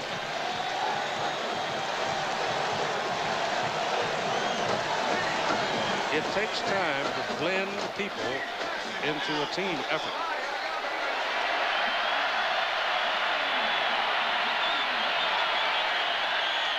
Horde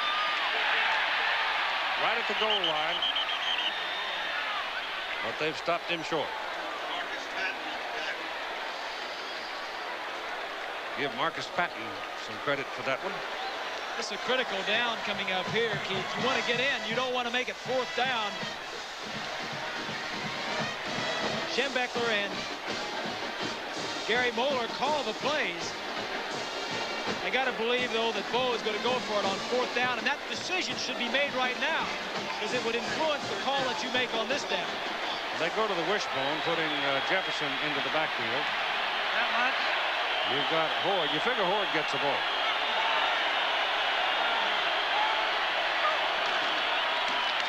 And he's in there. Touchdown. Flag. But there's a laundry laying on the ground.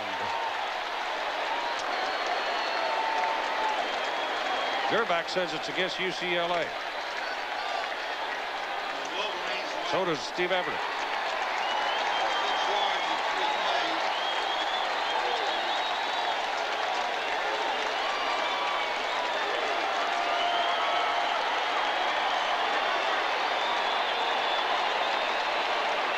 It's a touchdown.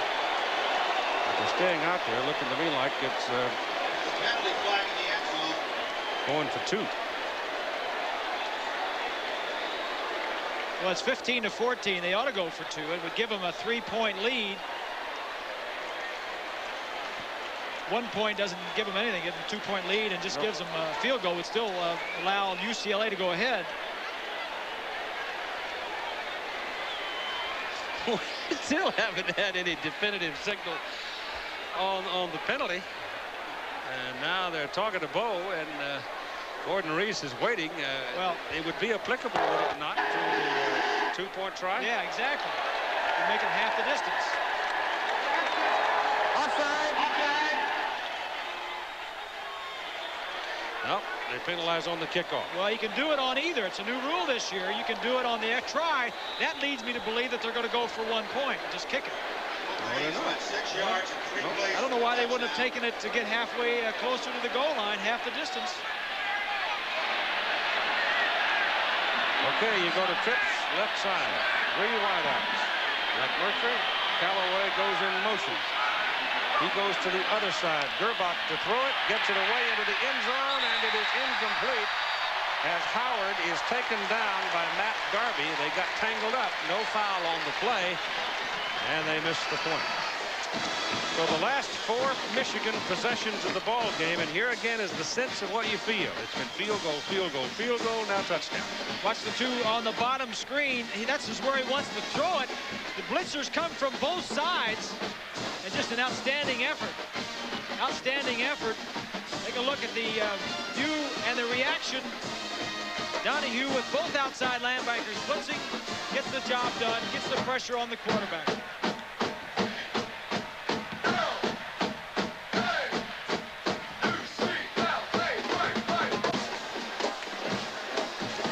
A 15-14 ball game. Michigan at 5:12 to play in the 3rd quarter.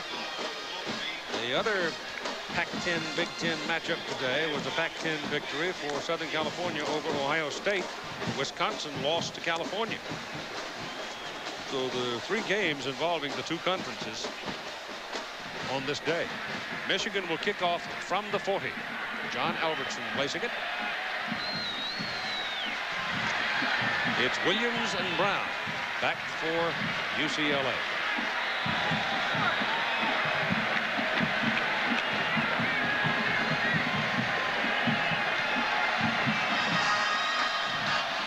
Brown, no, Williams steps in front of him at the 6. And Kevin comes back to the 24. And he is downed by Tim Williams.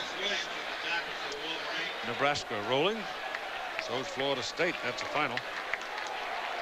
Look like Bobby's getting his folks organized. And Virginia winner. George Welsh doing a good job after that opening loss to Notre Dame. I don't know if George has ever done a bad job. That's true. Sean Wills is the tailback now for UCLA.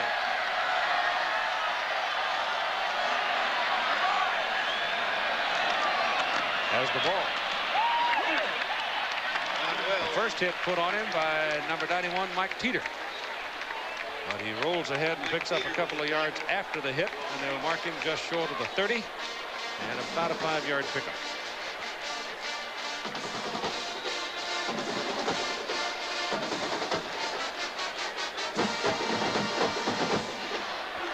Reggie Moore has been very quiet. He's the speedster. This is Wills bouncing outside. Welburn, number 3, finally took him down, but not until Wills had slid off a couple of tacklers and picked up the first down. Reggie Moore, if you remember, was the young man who made that big play in Seattle last year, enabling UCLA to beat Washington.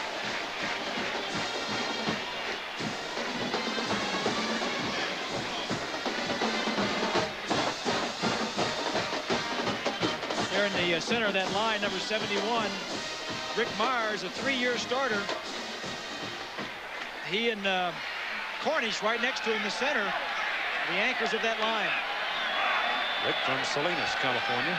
Brett Johnson back to throw it, gets it off to the sideline, and then over there is Reggie Moore. And Moore is thrown down about the 45-yard line.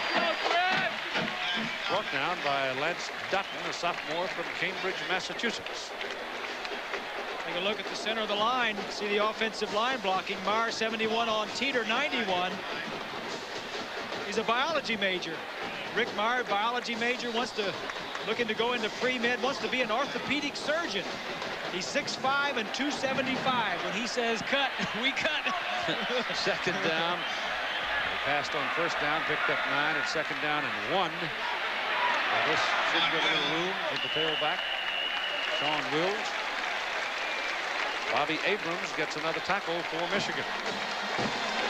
Fires an academic all Pac-10 as the Bruins start to move.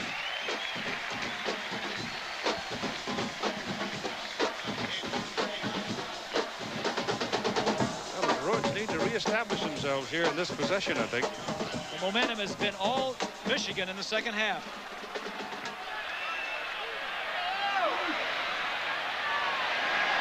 Johnson back and has a man underneath. The pass is caught short by Scott Miller.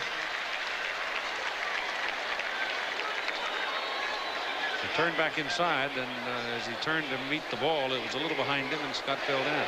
So they place it precisely on the Michigan 48-yard line. They've got to go to the 43 to get the first down. Miller didn't come right to UCLA with Johnson, his high school teammate. He went to junior college for a couple of years. Joined up with him this year. And became a junior college All-American. Sean Wills. He runs into some serious traffic just short of the 45-yard line. Tomorrow night, the premiere of this season's most talked about show, Life Goes On. It's a new one. I watched it last week and I thought it was terrific. It really was a good program. It'll move to its regular time at 7, 6 Central on ABC. So start your Sunday nights with Life Goes On tomorrow here on ABC. You'll enjoy it. It's my personal recommendation. I really enjoy it. Check that out. It's a good one. Well done.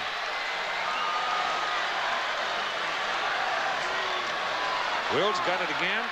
Going for the first down on 3rd down and 3, and he didn't get it. I mean to tell you, J.J. Grant stepped in there with some authority. So did Eric Anderson. Well, we've been wondering about J.J. Grant. He's been in and out. He's had some knee surgery on those knees the last couple of years. Slides to the outside. Does what a linebacker's supposed to do. Fill the hole, fill the gap. Get some help from Anderson and one of the defensive backs. So it is 4th and 1, and the Bruins are going for it. Here's some good old-fashioned down-home jawbone football right here. Me and you, partner, let's go. Johnson will throw it. Caught!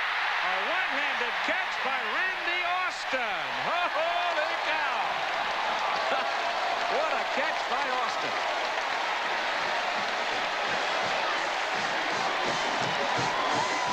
Circle it. That might be a big one. Gutsy call. Play action left side of your screen, bottom left. Austin coming in, the number 3 tight end. Makes an outstanding catch on a big play. This was a possession-saving first down. Wills dropped right at the 25, the line of scrimmage by Brent White, the big senior from Dayton, Ohio. Give you an idea, though, Michigan is making them do what they had in mind. UCLA's longest rush of this ball game, Bob, 7 yards. Yes. So they're giving them all kinds of opportunities to make mistakes, but Johnson's bailing them out with the arm. That was a terrific catch by Austin. Want to throw it. Can't do it. Doesn't have time. Trip Welburn.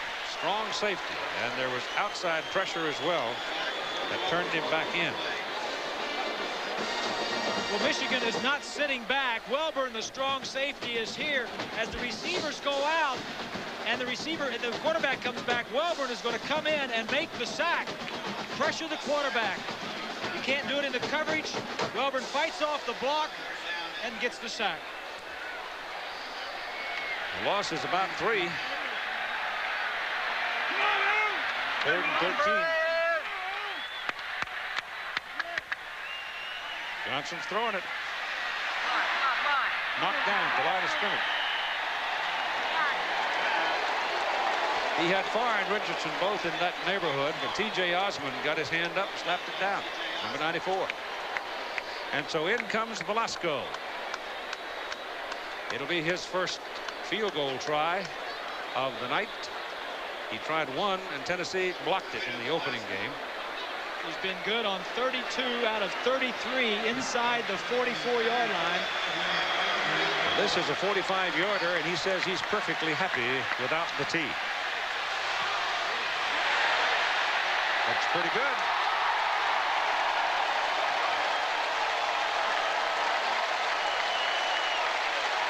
So UCLA goes back to the lead by 2.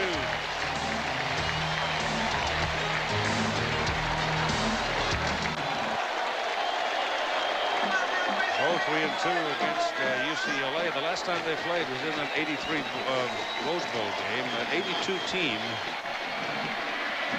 UCLA was awfully good team. All right, Bruins 17-15, and here's your kickoff by Del Uiso on the chalk. That'll cost him 5, and he'll kick it again.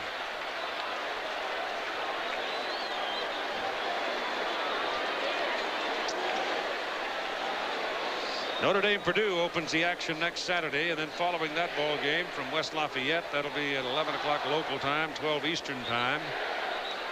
And then comes your choice. If depending on what part of the country you're in, you don't really have a choice, I guess. Miami at Michigan State for the Midwest, East, and South.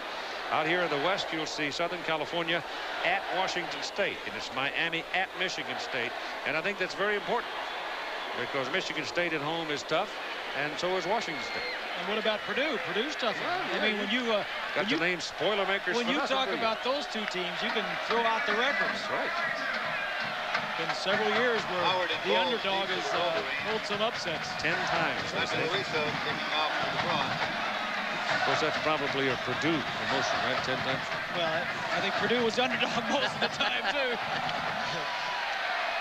Yeah, they've had some wars. Here comes Tony Bowles. Back to the 26, 27-yard line. Into the third quarter. And after 3 in the Rose Bowl in Pasadena. It's 17-15 UCLA.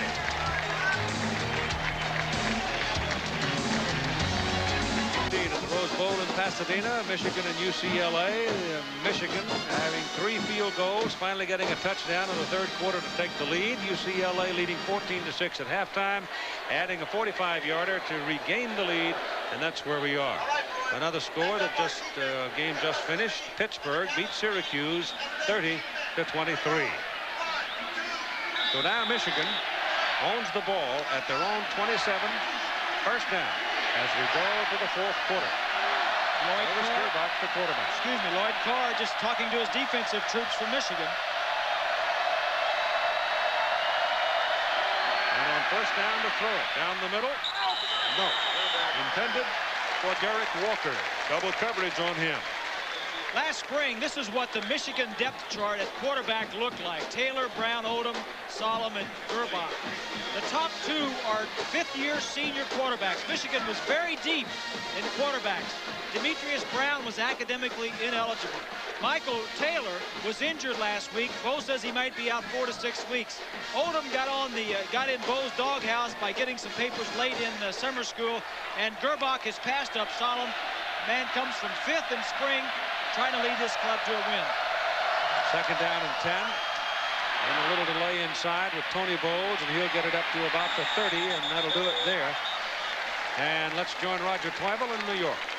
Thank you, Keith. Pitt had lost 5 in a row to Syracuse, but redshirt freshman quarterback Alex Van Pelt, this typifies the day and his season so far. On a 3rd and 4 with just over 3 minutes left, 22 yards to Reggie Williams to keep the ball going on the season. 51 of 67, 663 yards, 4 touchdowns. He has completed 76% of his passes this year as Pitt beats Syracuse. Back to you, Keith. And here it's 3rd down and 7. Michigan 4 out of 10 on 3rd down conversions. Blitz. They pick it up. Ball loose. Bruins cover it. UCLA ball. Marcus Patton knocked it loose. Mike Lotus covered it.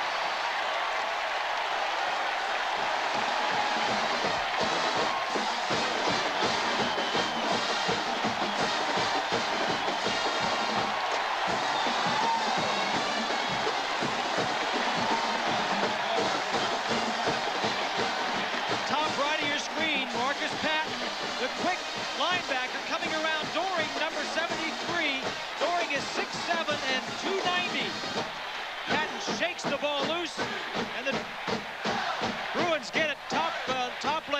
33 is Doring. Just can't handle the speed. His second sack of the day, is 4th of the year. From the 21, Brett Johnson sets him up.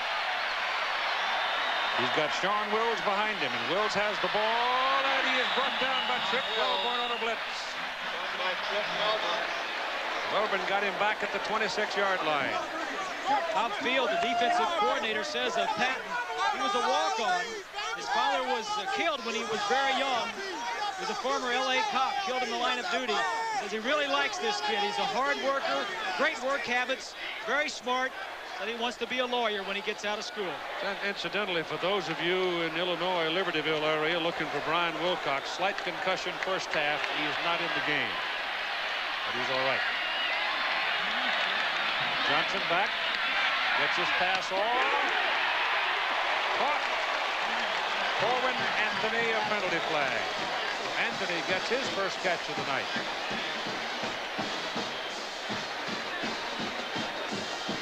Holding, UCLA. Take a look at the third quarter stats. Turnovers, 1 apiece, and the turnovers really have changed the ball game. Defense creates momentum, and other than that, the statistics are pretty much the same, but the turnovers have turned this ball game around.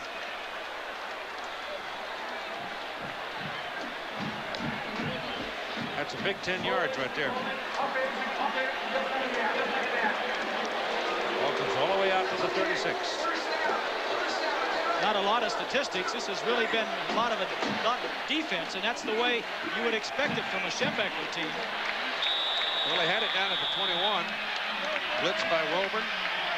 Loss of 5, now 10 more on the penalty, and Johnson pitches to Sean Wills, and Wills on a sweep to the sideline. And Michigan uses the boundary well enough as Abrams and White run him out. And you've got 13 minutes to play in the ball game. All right, boys. That number offers out by doing an A clap. And get those hands in the air. Everybody hands in the air. Here we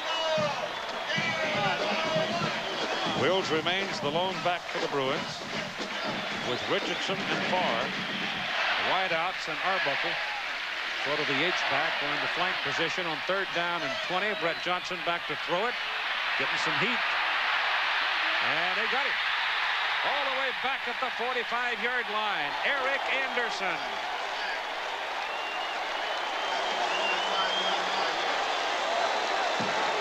Whoa, that was a fierce defensive series for Michigan. Anderson is an outstanding linebacker. Didn't play a lot last year because he was a freshman, but is in there playing well. Last week he played very well, and again this week. All right, Maggio is into punt, 56 and 44 on the night.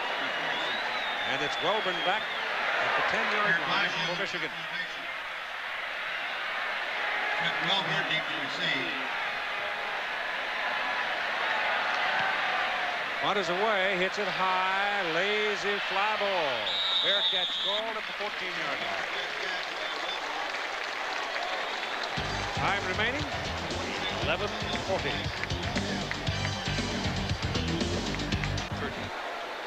That's from the Blint Columbia. Goodyear Blint out of Carson.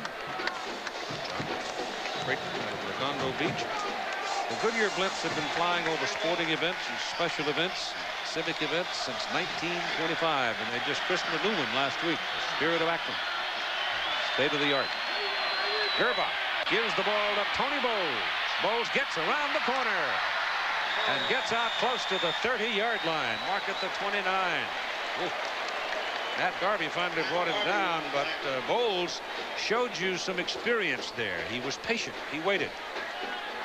He likes to run outside. He has more speed than the other running backs for Michigan. Last year he had 7 100-plus games rushing for Michigan. It's a 2-point ball game. 17-15 UCLA. First down. Michigan 29. Bowles again to the 35. Stacy Argo, a sophomore out of Princeton, California, the tackle for the Bruins. It's a gain of 6. It'll be second down 4.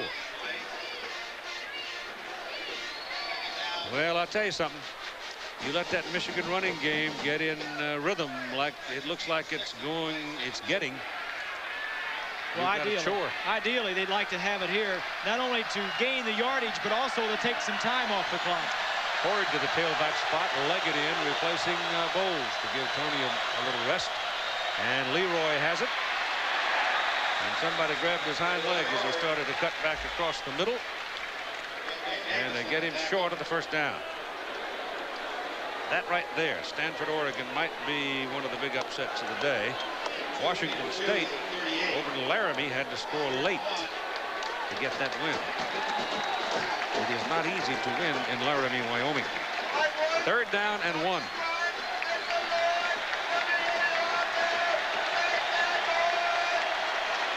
Bowles is back.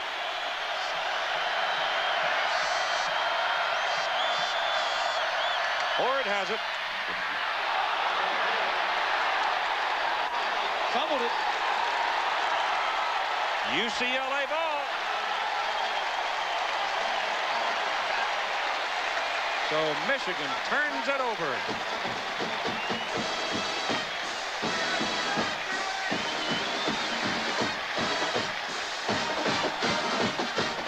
Bruins will go to work from the 41-yard line. Take a look. There the ball gets knocked out. Looks like Argo 41 gets it. Michigan led the nation last year in fewest giveaways with 11. 2 interceptions and 9 fumbles. They had 3 turnovers here already this evening. That one right there could cost them any chance for this ball game. So the Bruins get it at the Michigan 41-yard line. And young Brett Johnson rides it off to his fullback Estwick. And Eric Anderson is not having any of it as he takes on the big Bruin fullback and rolls him back. But his forward progress is worth 2 yards.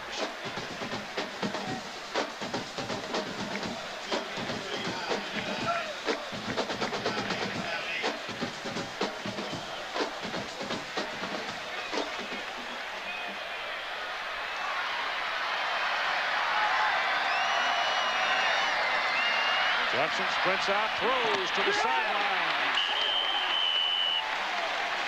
They call it good, and it's just short of the 30. Scott Miller.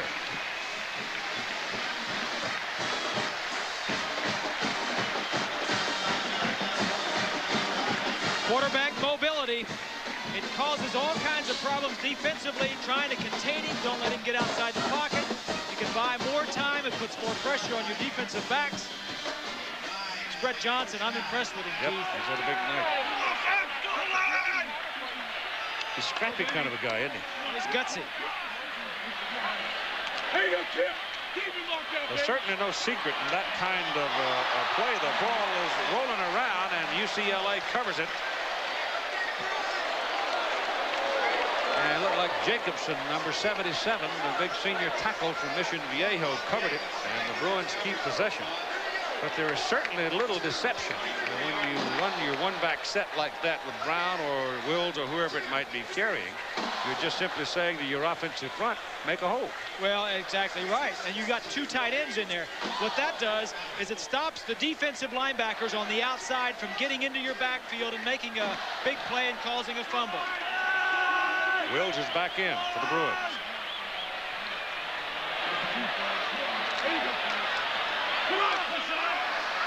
Well, he bumps into some hard-headed folks right about there.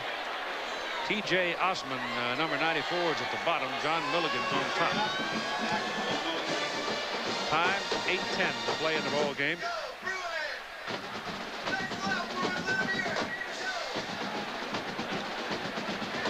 You know, I know it gets people huffing and puffing. We've got these high-powered promotion campaigns for trophies, but Bob, if they had the Heisman vote tomorrow, I'd vote for D. Dallas.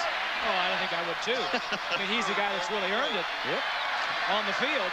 This is Wills. Osman and Marshall diving for the marker, and it looks like he's got a first down.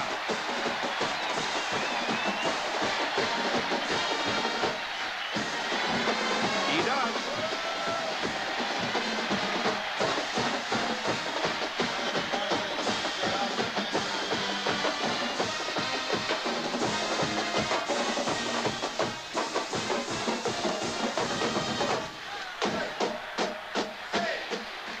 UCLA first down, Michigan 20-yard line. 7.5 minutes to play in the game. Johnson to Will. Got a corner. Well, there's your big play. He's got a first down. Is that double tight end alignment, and they got a solid block on the corner. And he went around it. Well, you're right. 2 tight ends means these linebackers don't get in the backfield. Watch Jacob in 77 as he's going to lead Wills around the corner. 77 really is slowing him down. He says, I don't need you anymore. I'm past the line of scrimmage. Let me use my speed. First and goal from the 7. Well, Wills again. And Sean to the 5. 180-pound sophomore from Hanford. He's the first true freshman to play for Terry Donahue in several years. He usually redshirts all of them. That's T.J. Osmond coming off the field for Michigan, the nose guard.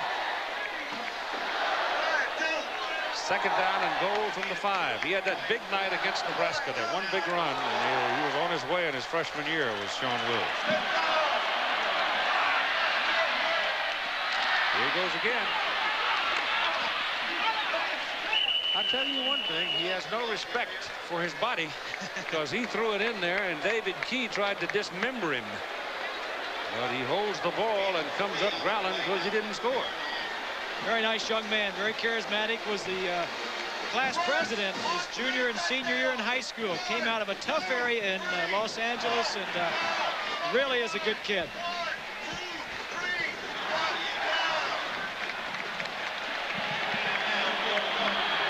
Third down and goal from the 2. Coleman Anthony, the tight end in motion, one of the H-backs. Johnson throws it. Touchdown, Anthony.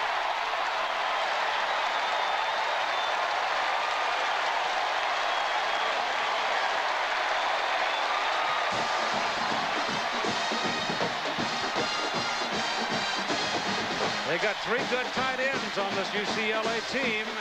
Coleman Anthony moved into what they have now come to call an H-back position, went in motion, and just slid on into the corner and made the catch. You saw Austin, number 95, make a big catch at the tight end position on a 4th and 1 earlier in the ball game. Velasco for the point. Blocked. That one was blocked. Looked like the hole might have been all right, but whatever, if there was a problem, it came off low, and Michigan blocked it. And that's a critical block because it puts 8 points between them. A touchdown and a 2-point conversion will do it.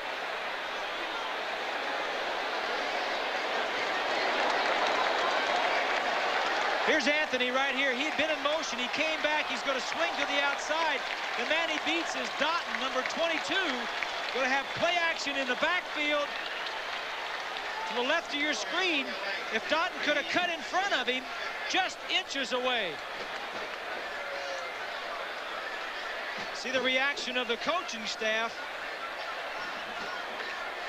Of course, Donahue on the right knows what the play is. Bo has to see what this defense does, and he doesn't like it. I would suggest to you that turnover and that subsequent scoring drive may have made UCLA a tough team this season. There's the story of it, and the man who caught the touchdown pass.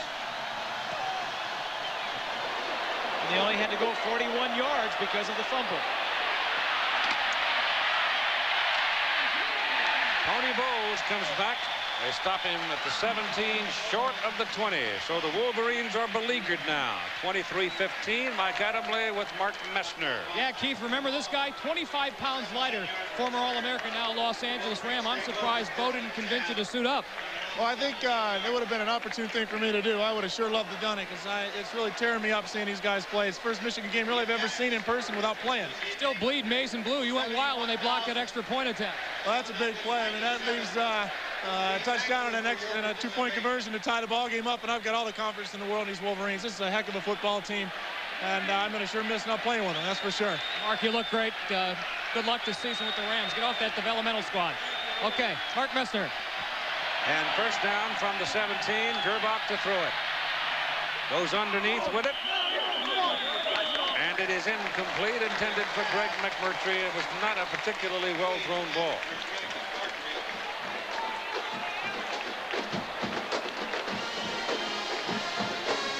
Let's go back and take a look at that missed extra point. It would have put him up by 9. The hold was good. Ooh, kick was a little low. He had some Wolverines that were really they were over the top. Velasco was 99 out of 100 coming up to that kick. Second down and 10. That's Horde in motion.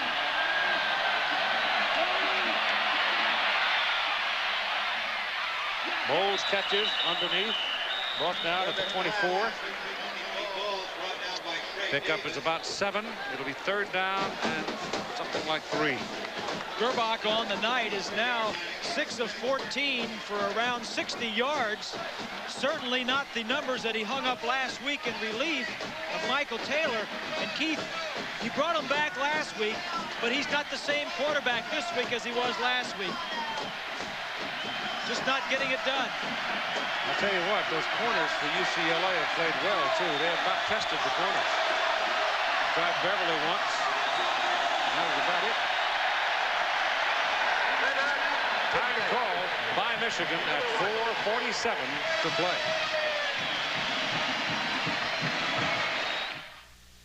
An 8-point ball game at 4:47 to play. Third down, 3 for the Michigan Wolverines. Big Michigan play here, yeah. Fumbled it, and UCLA took it 41 yards to take an 8-point lead.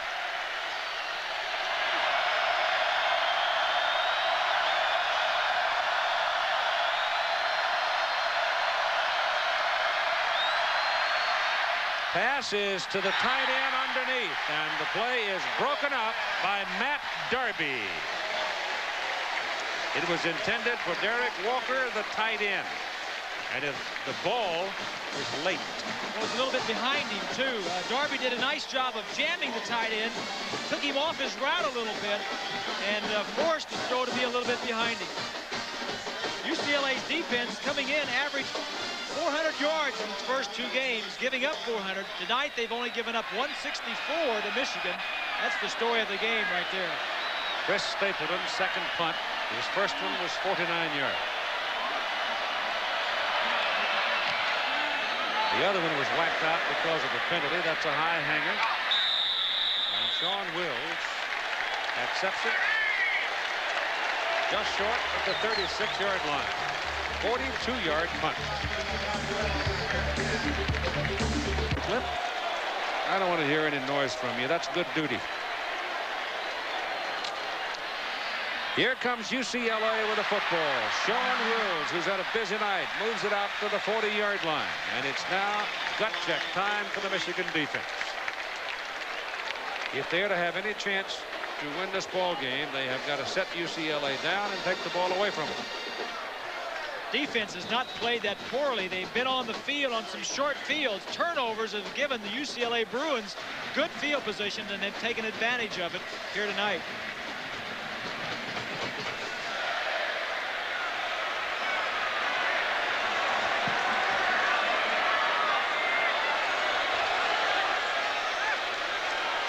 Wills again. Oh! Loose football. Michigan may have it. Hold on. Michigan got it. Bruins turn it over. So Michigan fumbles it away to give UCLA a chance to build an 8-point lead, and now the Bruins have returned the favor. J.J. Grant covered it. Good hit here. Now watch Key. I'm coming from the right side. David Key, 26, shakes it loose with a good crushing tackle. The Wolverines get the big break that they need. Now it's time for the offense to do something. UCLA 43-yard line. First down, Michigan.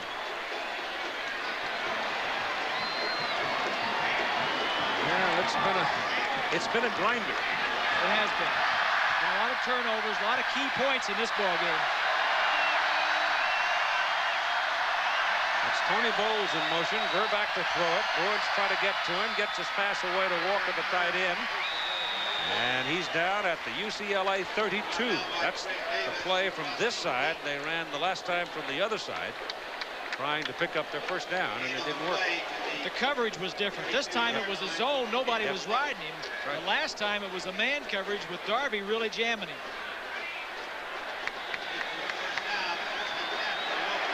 I would think UCLA could play him head up, wouldn't you? You would try?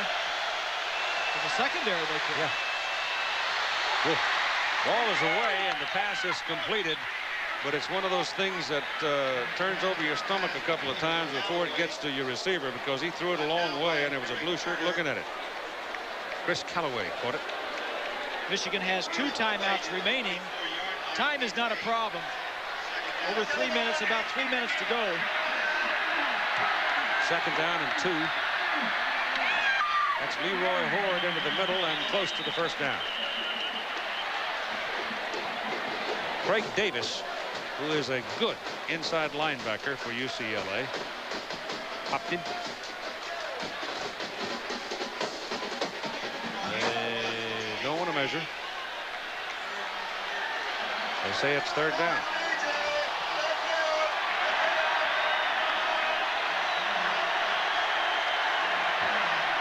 Third and half a yard.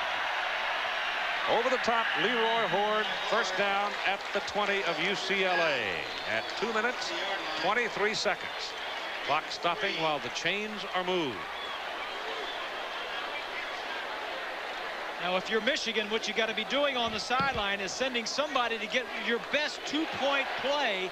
If you do score, you can at least tie the ball game. If you want to have your best play call, you don't want to be surprised if and when you do score.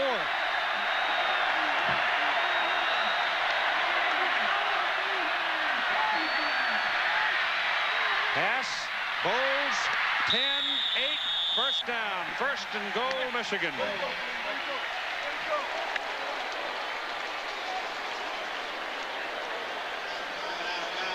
It's a good throw and a good call. UCLA's defense was dropping off, protecting the inside. Back out of the backfield on a little slant to the sideline, picks up the first down. Make it the 7. First and goal from the 7. This is the area, Keith, where it's tough to throw because the defense only has 10 yards of the end zone and about 7 yards of the field to cover. They're going to run it right here. Go to their wishbone, leg it in the game.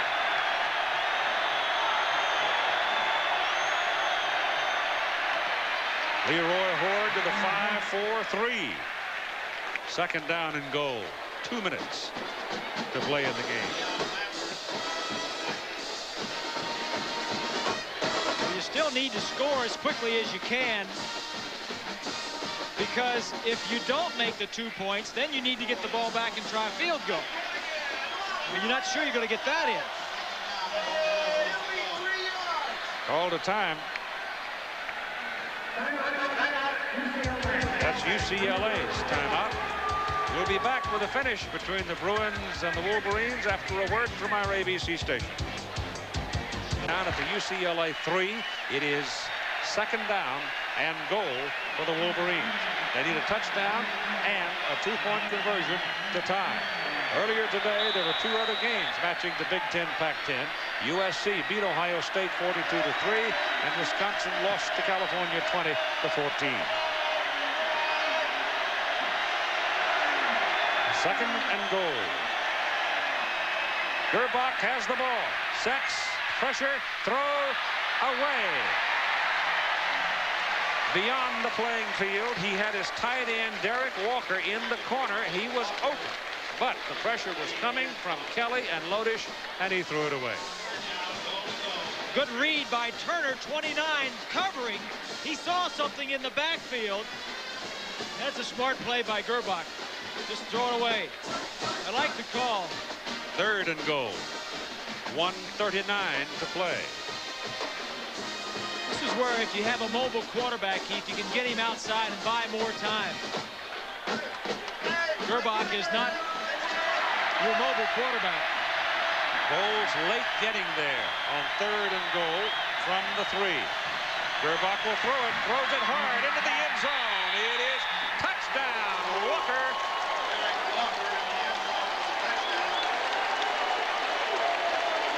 So they go back to the tight end. My guys at 1:35 to play in the game. Well, Keith loves the tight ends, and here he is right here. He's just going to release to the inside, and nobody's going to be in the middle of the field to cover him. Linebacker split. One blitzes, the other goes after the back. Darby, I believe it is, covers the tight end, but is not there in time. This was a big play that they should have had diagrammed and ready to go about 3 or 4 minutes ago. 23-21. They're going for 2 to tie. At 1:35 to play. Ford, the lone back. Howard in motion. Pressure coming. Pass away. Into the end zone. Slapped around. Incomplete. No good. And UCLA leads by 2.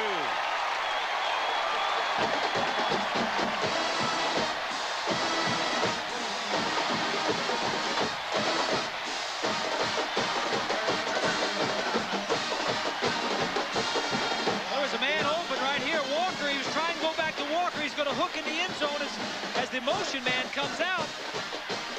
He had the man that he wanted. Walker, the tight end, slides to the inside. He's wide open. But the ball just deflected at the line of scrimmage. One of the linebackers jumped up and hit it. There's Walker, 89. Watch him as he releases.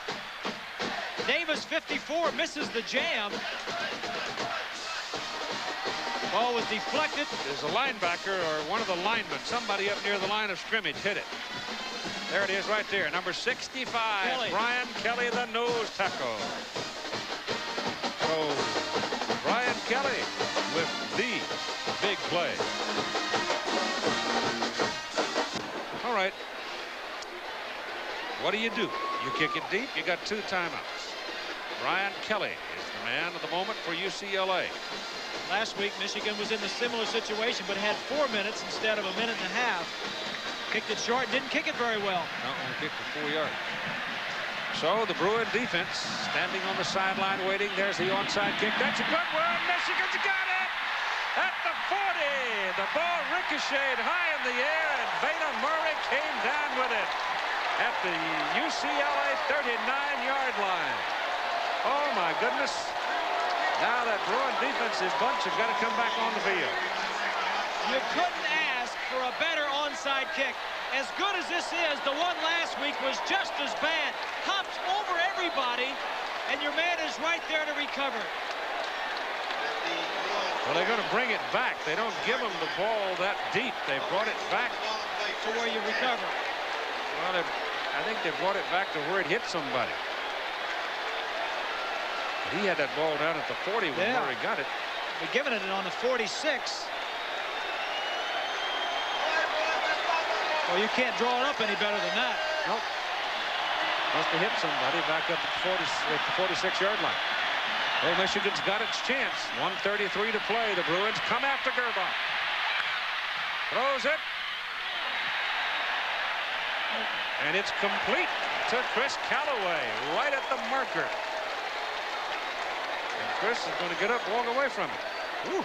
This is an area where a young quarterback who is not as experienced in running these 2-minute offenses, the things he needs to know is number one, I don't want to throw an interception. If I throw an interception, I don't get another play and I don't get a chance to win the game. Number two, you don't want to take a sack. A sack takes you further back out of the field position. You've got 2 timeouts and 1 minute and 25 seconds to play. He's in good shape with the time. On 2nd down and 1. Here comes the blitz. They pick it up. Pass caught by Bowles. They got the first down as Bowles goes to the UCLA 27-yard line. Craig Davis wrote him out. Clock stops as they move the chain. Well, they're blitzing, and when you blitz, everybody is man-to-man. Here's Bowles. He's going to come down and run a little out pattern out of the backfield. It's a good route by Bowles. Good protection in the backfield. And another play, and they haven't used their timeouts because both plays have been out of bounds. And the clock shows 1:20. What a seesaw, emotional grinder this ball game has been. Keith, what do? Do you blitz or do you lay back? I'd go after, but they hand it off inside. Antonio Bowles carries and doesn't get much, and they win after. Well, there's a point in time where Bob Field, the defensive coordinator, has got to make a decision. 1:10 to play in the game.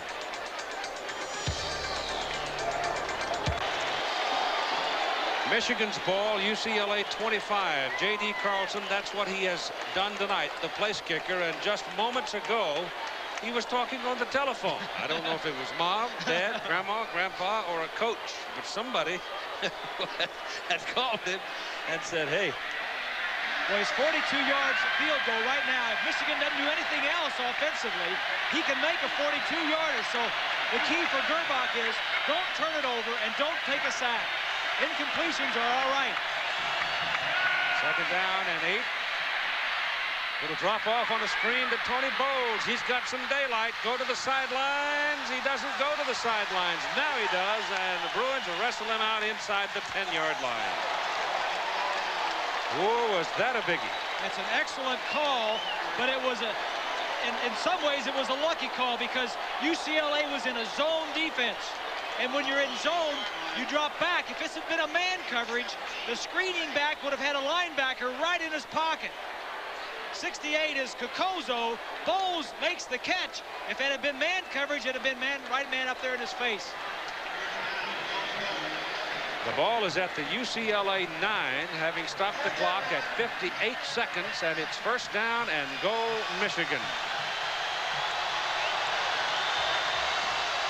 Leroy Horde into the stack for a yard.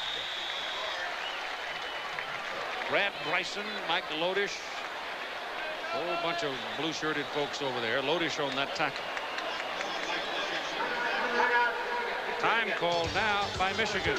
Each team with 1 timeout remaining. J.D. Carlson prowling.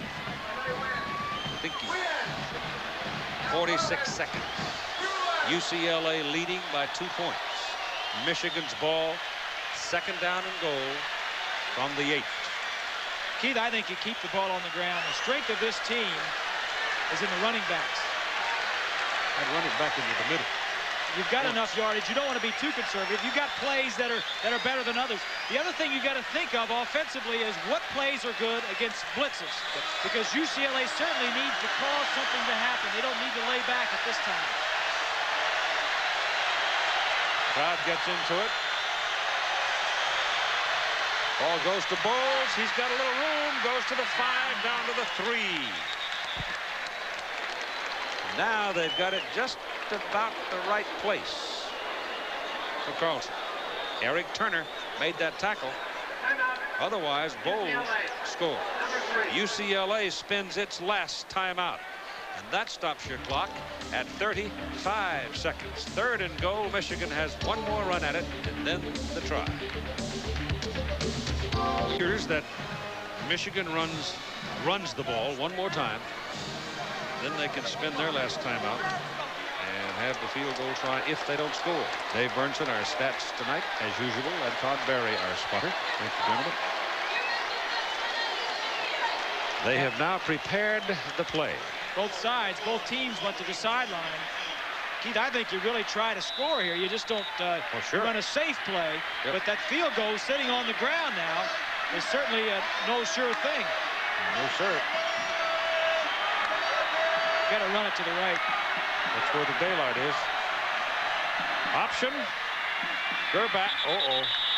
He moved it over in the center just to get it centered in the middle of the goalpost. Well, they didn't try to score, did they? Nope. Well, they are trusting their place kicker. The clock is running. They're going to tick it on down and have just enough time to snap it. 5, 4, and they stop it at 3. Well, the whole thing comes down to J.D. Carlson, to Ken Solomon, who must handle the snap from Steve Everett. Everett is a redshirt freshman from Miami, the center. Solomon is a sophomore. He's from Canyon Country up the road here north of Los Angeles and Pasadena. J.D. Carlson is a sophomore from Tallahassee, Florida. What you basically have here is 71,797 people, several million watching on television, all gathered together, the coaching staffs and all of this, to watch three teenagers handle the most important moment of the ball game. Well put. And what you have is the special teams for Michigan with an opportunity to win one, where last week with Rocket Ismail running 2 touchdowns back, they really lost it. 24 yards.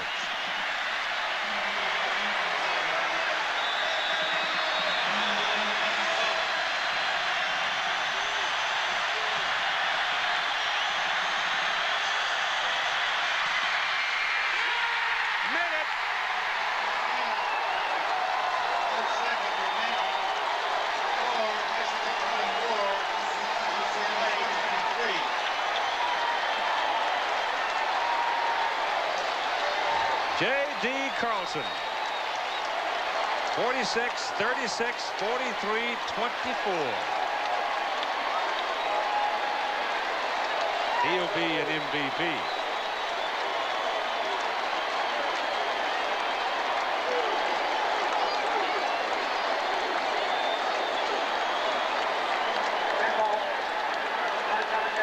He just drew a foot. He was smiling. He was smiling before the ball went through. He enjoys it so much. Well, it's been a heck of an effort by two very good football teams. I don't know what it proves. Maybe nothing, except it's an exciting game played by the collegiate kids. Penalty. All sorts of things could happen here. There's 1 tick remaining on the clock. Your Chevy players in the ball game, obviously J.D. Carlson with 4 field goals, and depending on what happens in this final second, the winner. Brett Johnson, 13 out of 20 for 140 yards, 2 touchdowns on tonight's game. And an accomplished effort by the redshirt freshman, certainly. And he was impressive. Brett Johnson, it's a tough loss for Terry Donahue. He has beaten Big Ten teams 5 straight. That appears to be in jeopardy tonight, but it's a tough loss for he and the UCLA Bruins. Chevrolet will donate $1,000 to each school's general scholarship fund to reward outstanding students for their academic achievements and to help those who need some financial help. You got to squib kick this, Keith. Well, they were penalized because the Michigan kids were out on the field, and they do squib kick it. They just roll it down there, and it is. No, it's all right. Clock doesn't start. Yeah. Doesn't start. They still got Mark Estrick covered the ball, so you still got that 1 second. See, he accepted the ball in a down position, so it's considered a fair catch. And he may have even called fair catch. In fact, I don't normally look that far upfield. No, he didn't. He didn't. He just caught it and covered it. He just caught it and covered it. But you can fair catch a kickoff just as easily as you can a punt. And what this does now, it gives UCLA the football at their own 42. And playing center field for Michigan, standing all the way back at the 10-yard line, is Trip Wellborn. Ada Murray's also going back there with him. And Brett Johnson loads it up and lets it go. No, it's not Johnson. It's Jim Bonds. Bonds, the strong-arm sophomore from Valencia, was in for the final play. And he threw it as far as he could throw it all the way down to the 5-yard line. And it was incomplete. And it was a heck of a football game as the Michigan Wolverines win it by a score of 24-23.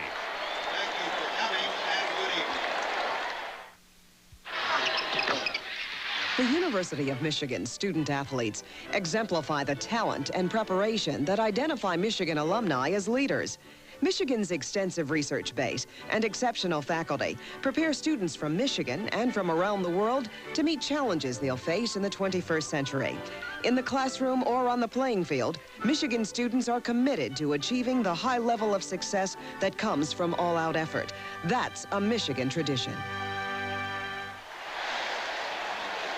Well, I think, Bob Greasy, a lot of young folks grew a little bit tonight because they got into a ball game and they tested each other to the limit, and it was fun to watch. It's a type of game you hate to see either side lose, the players or the coaches. That's right.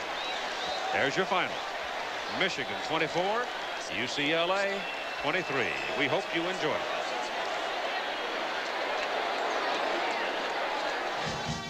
This week on ABC. Right.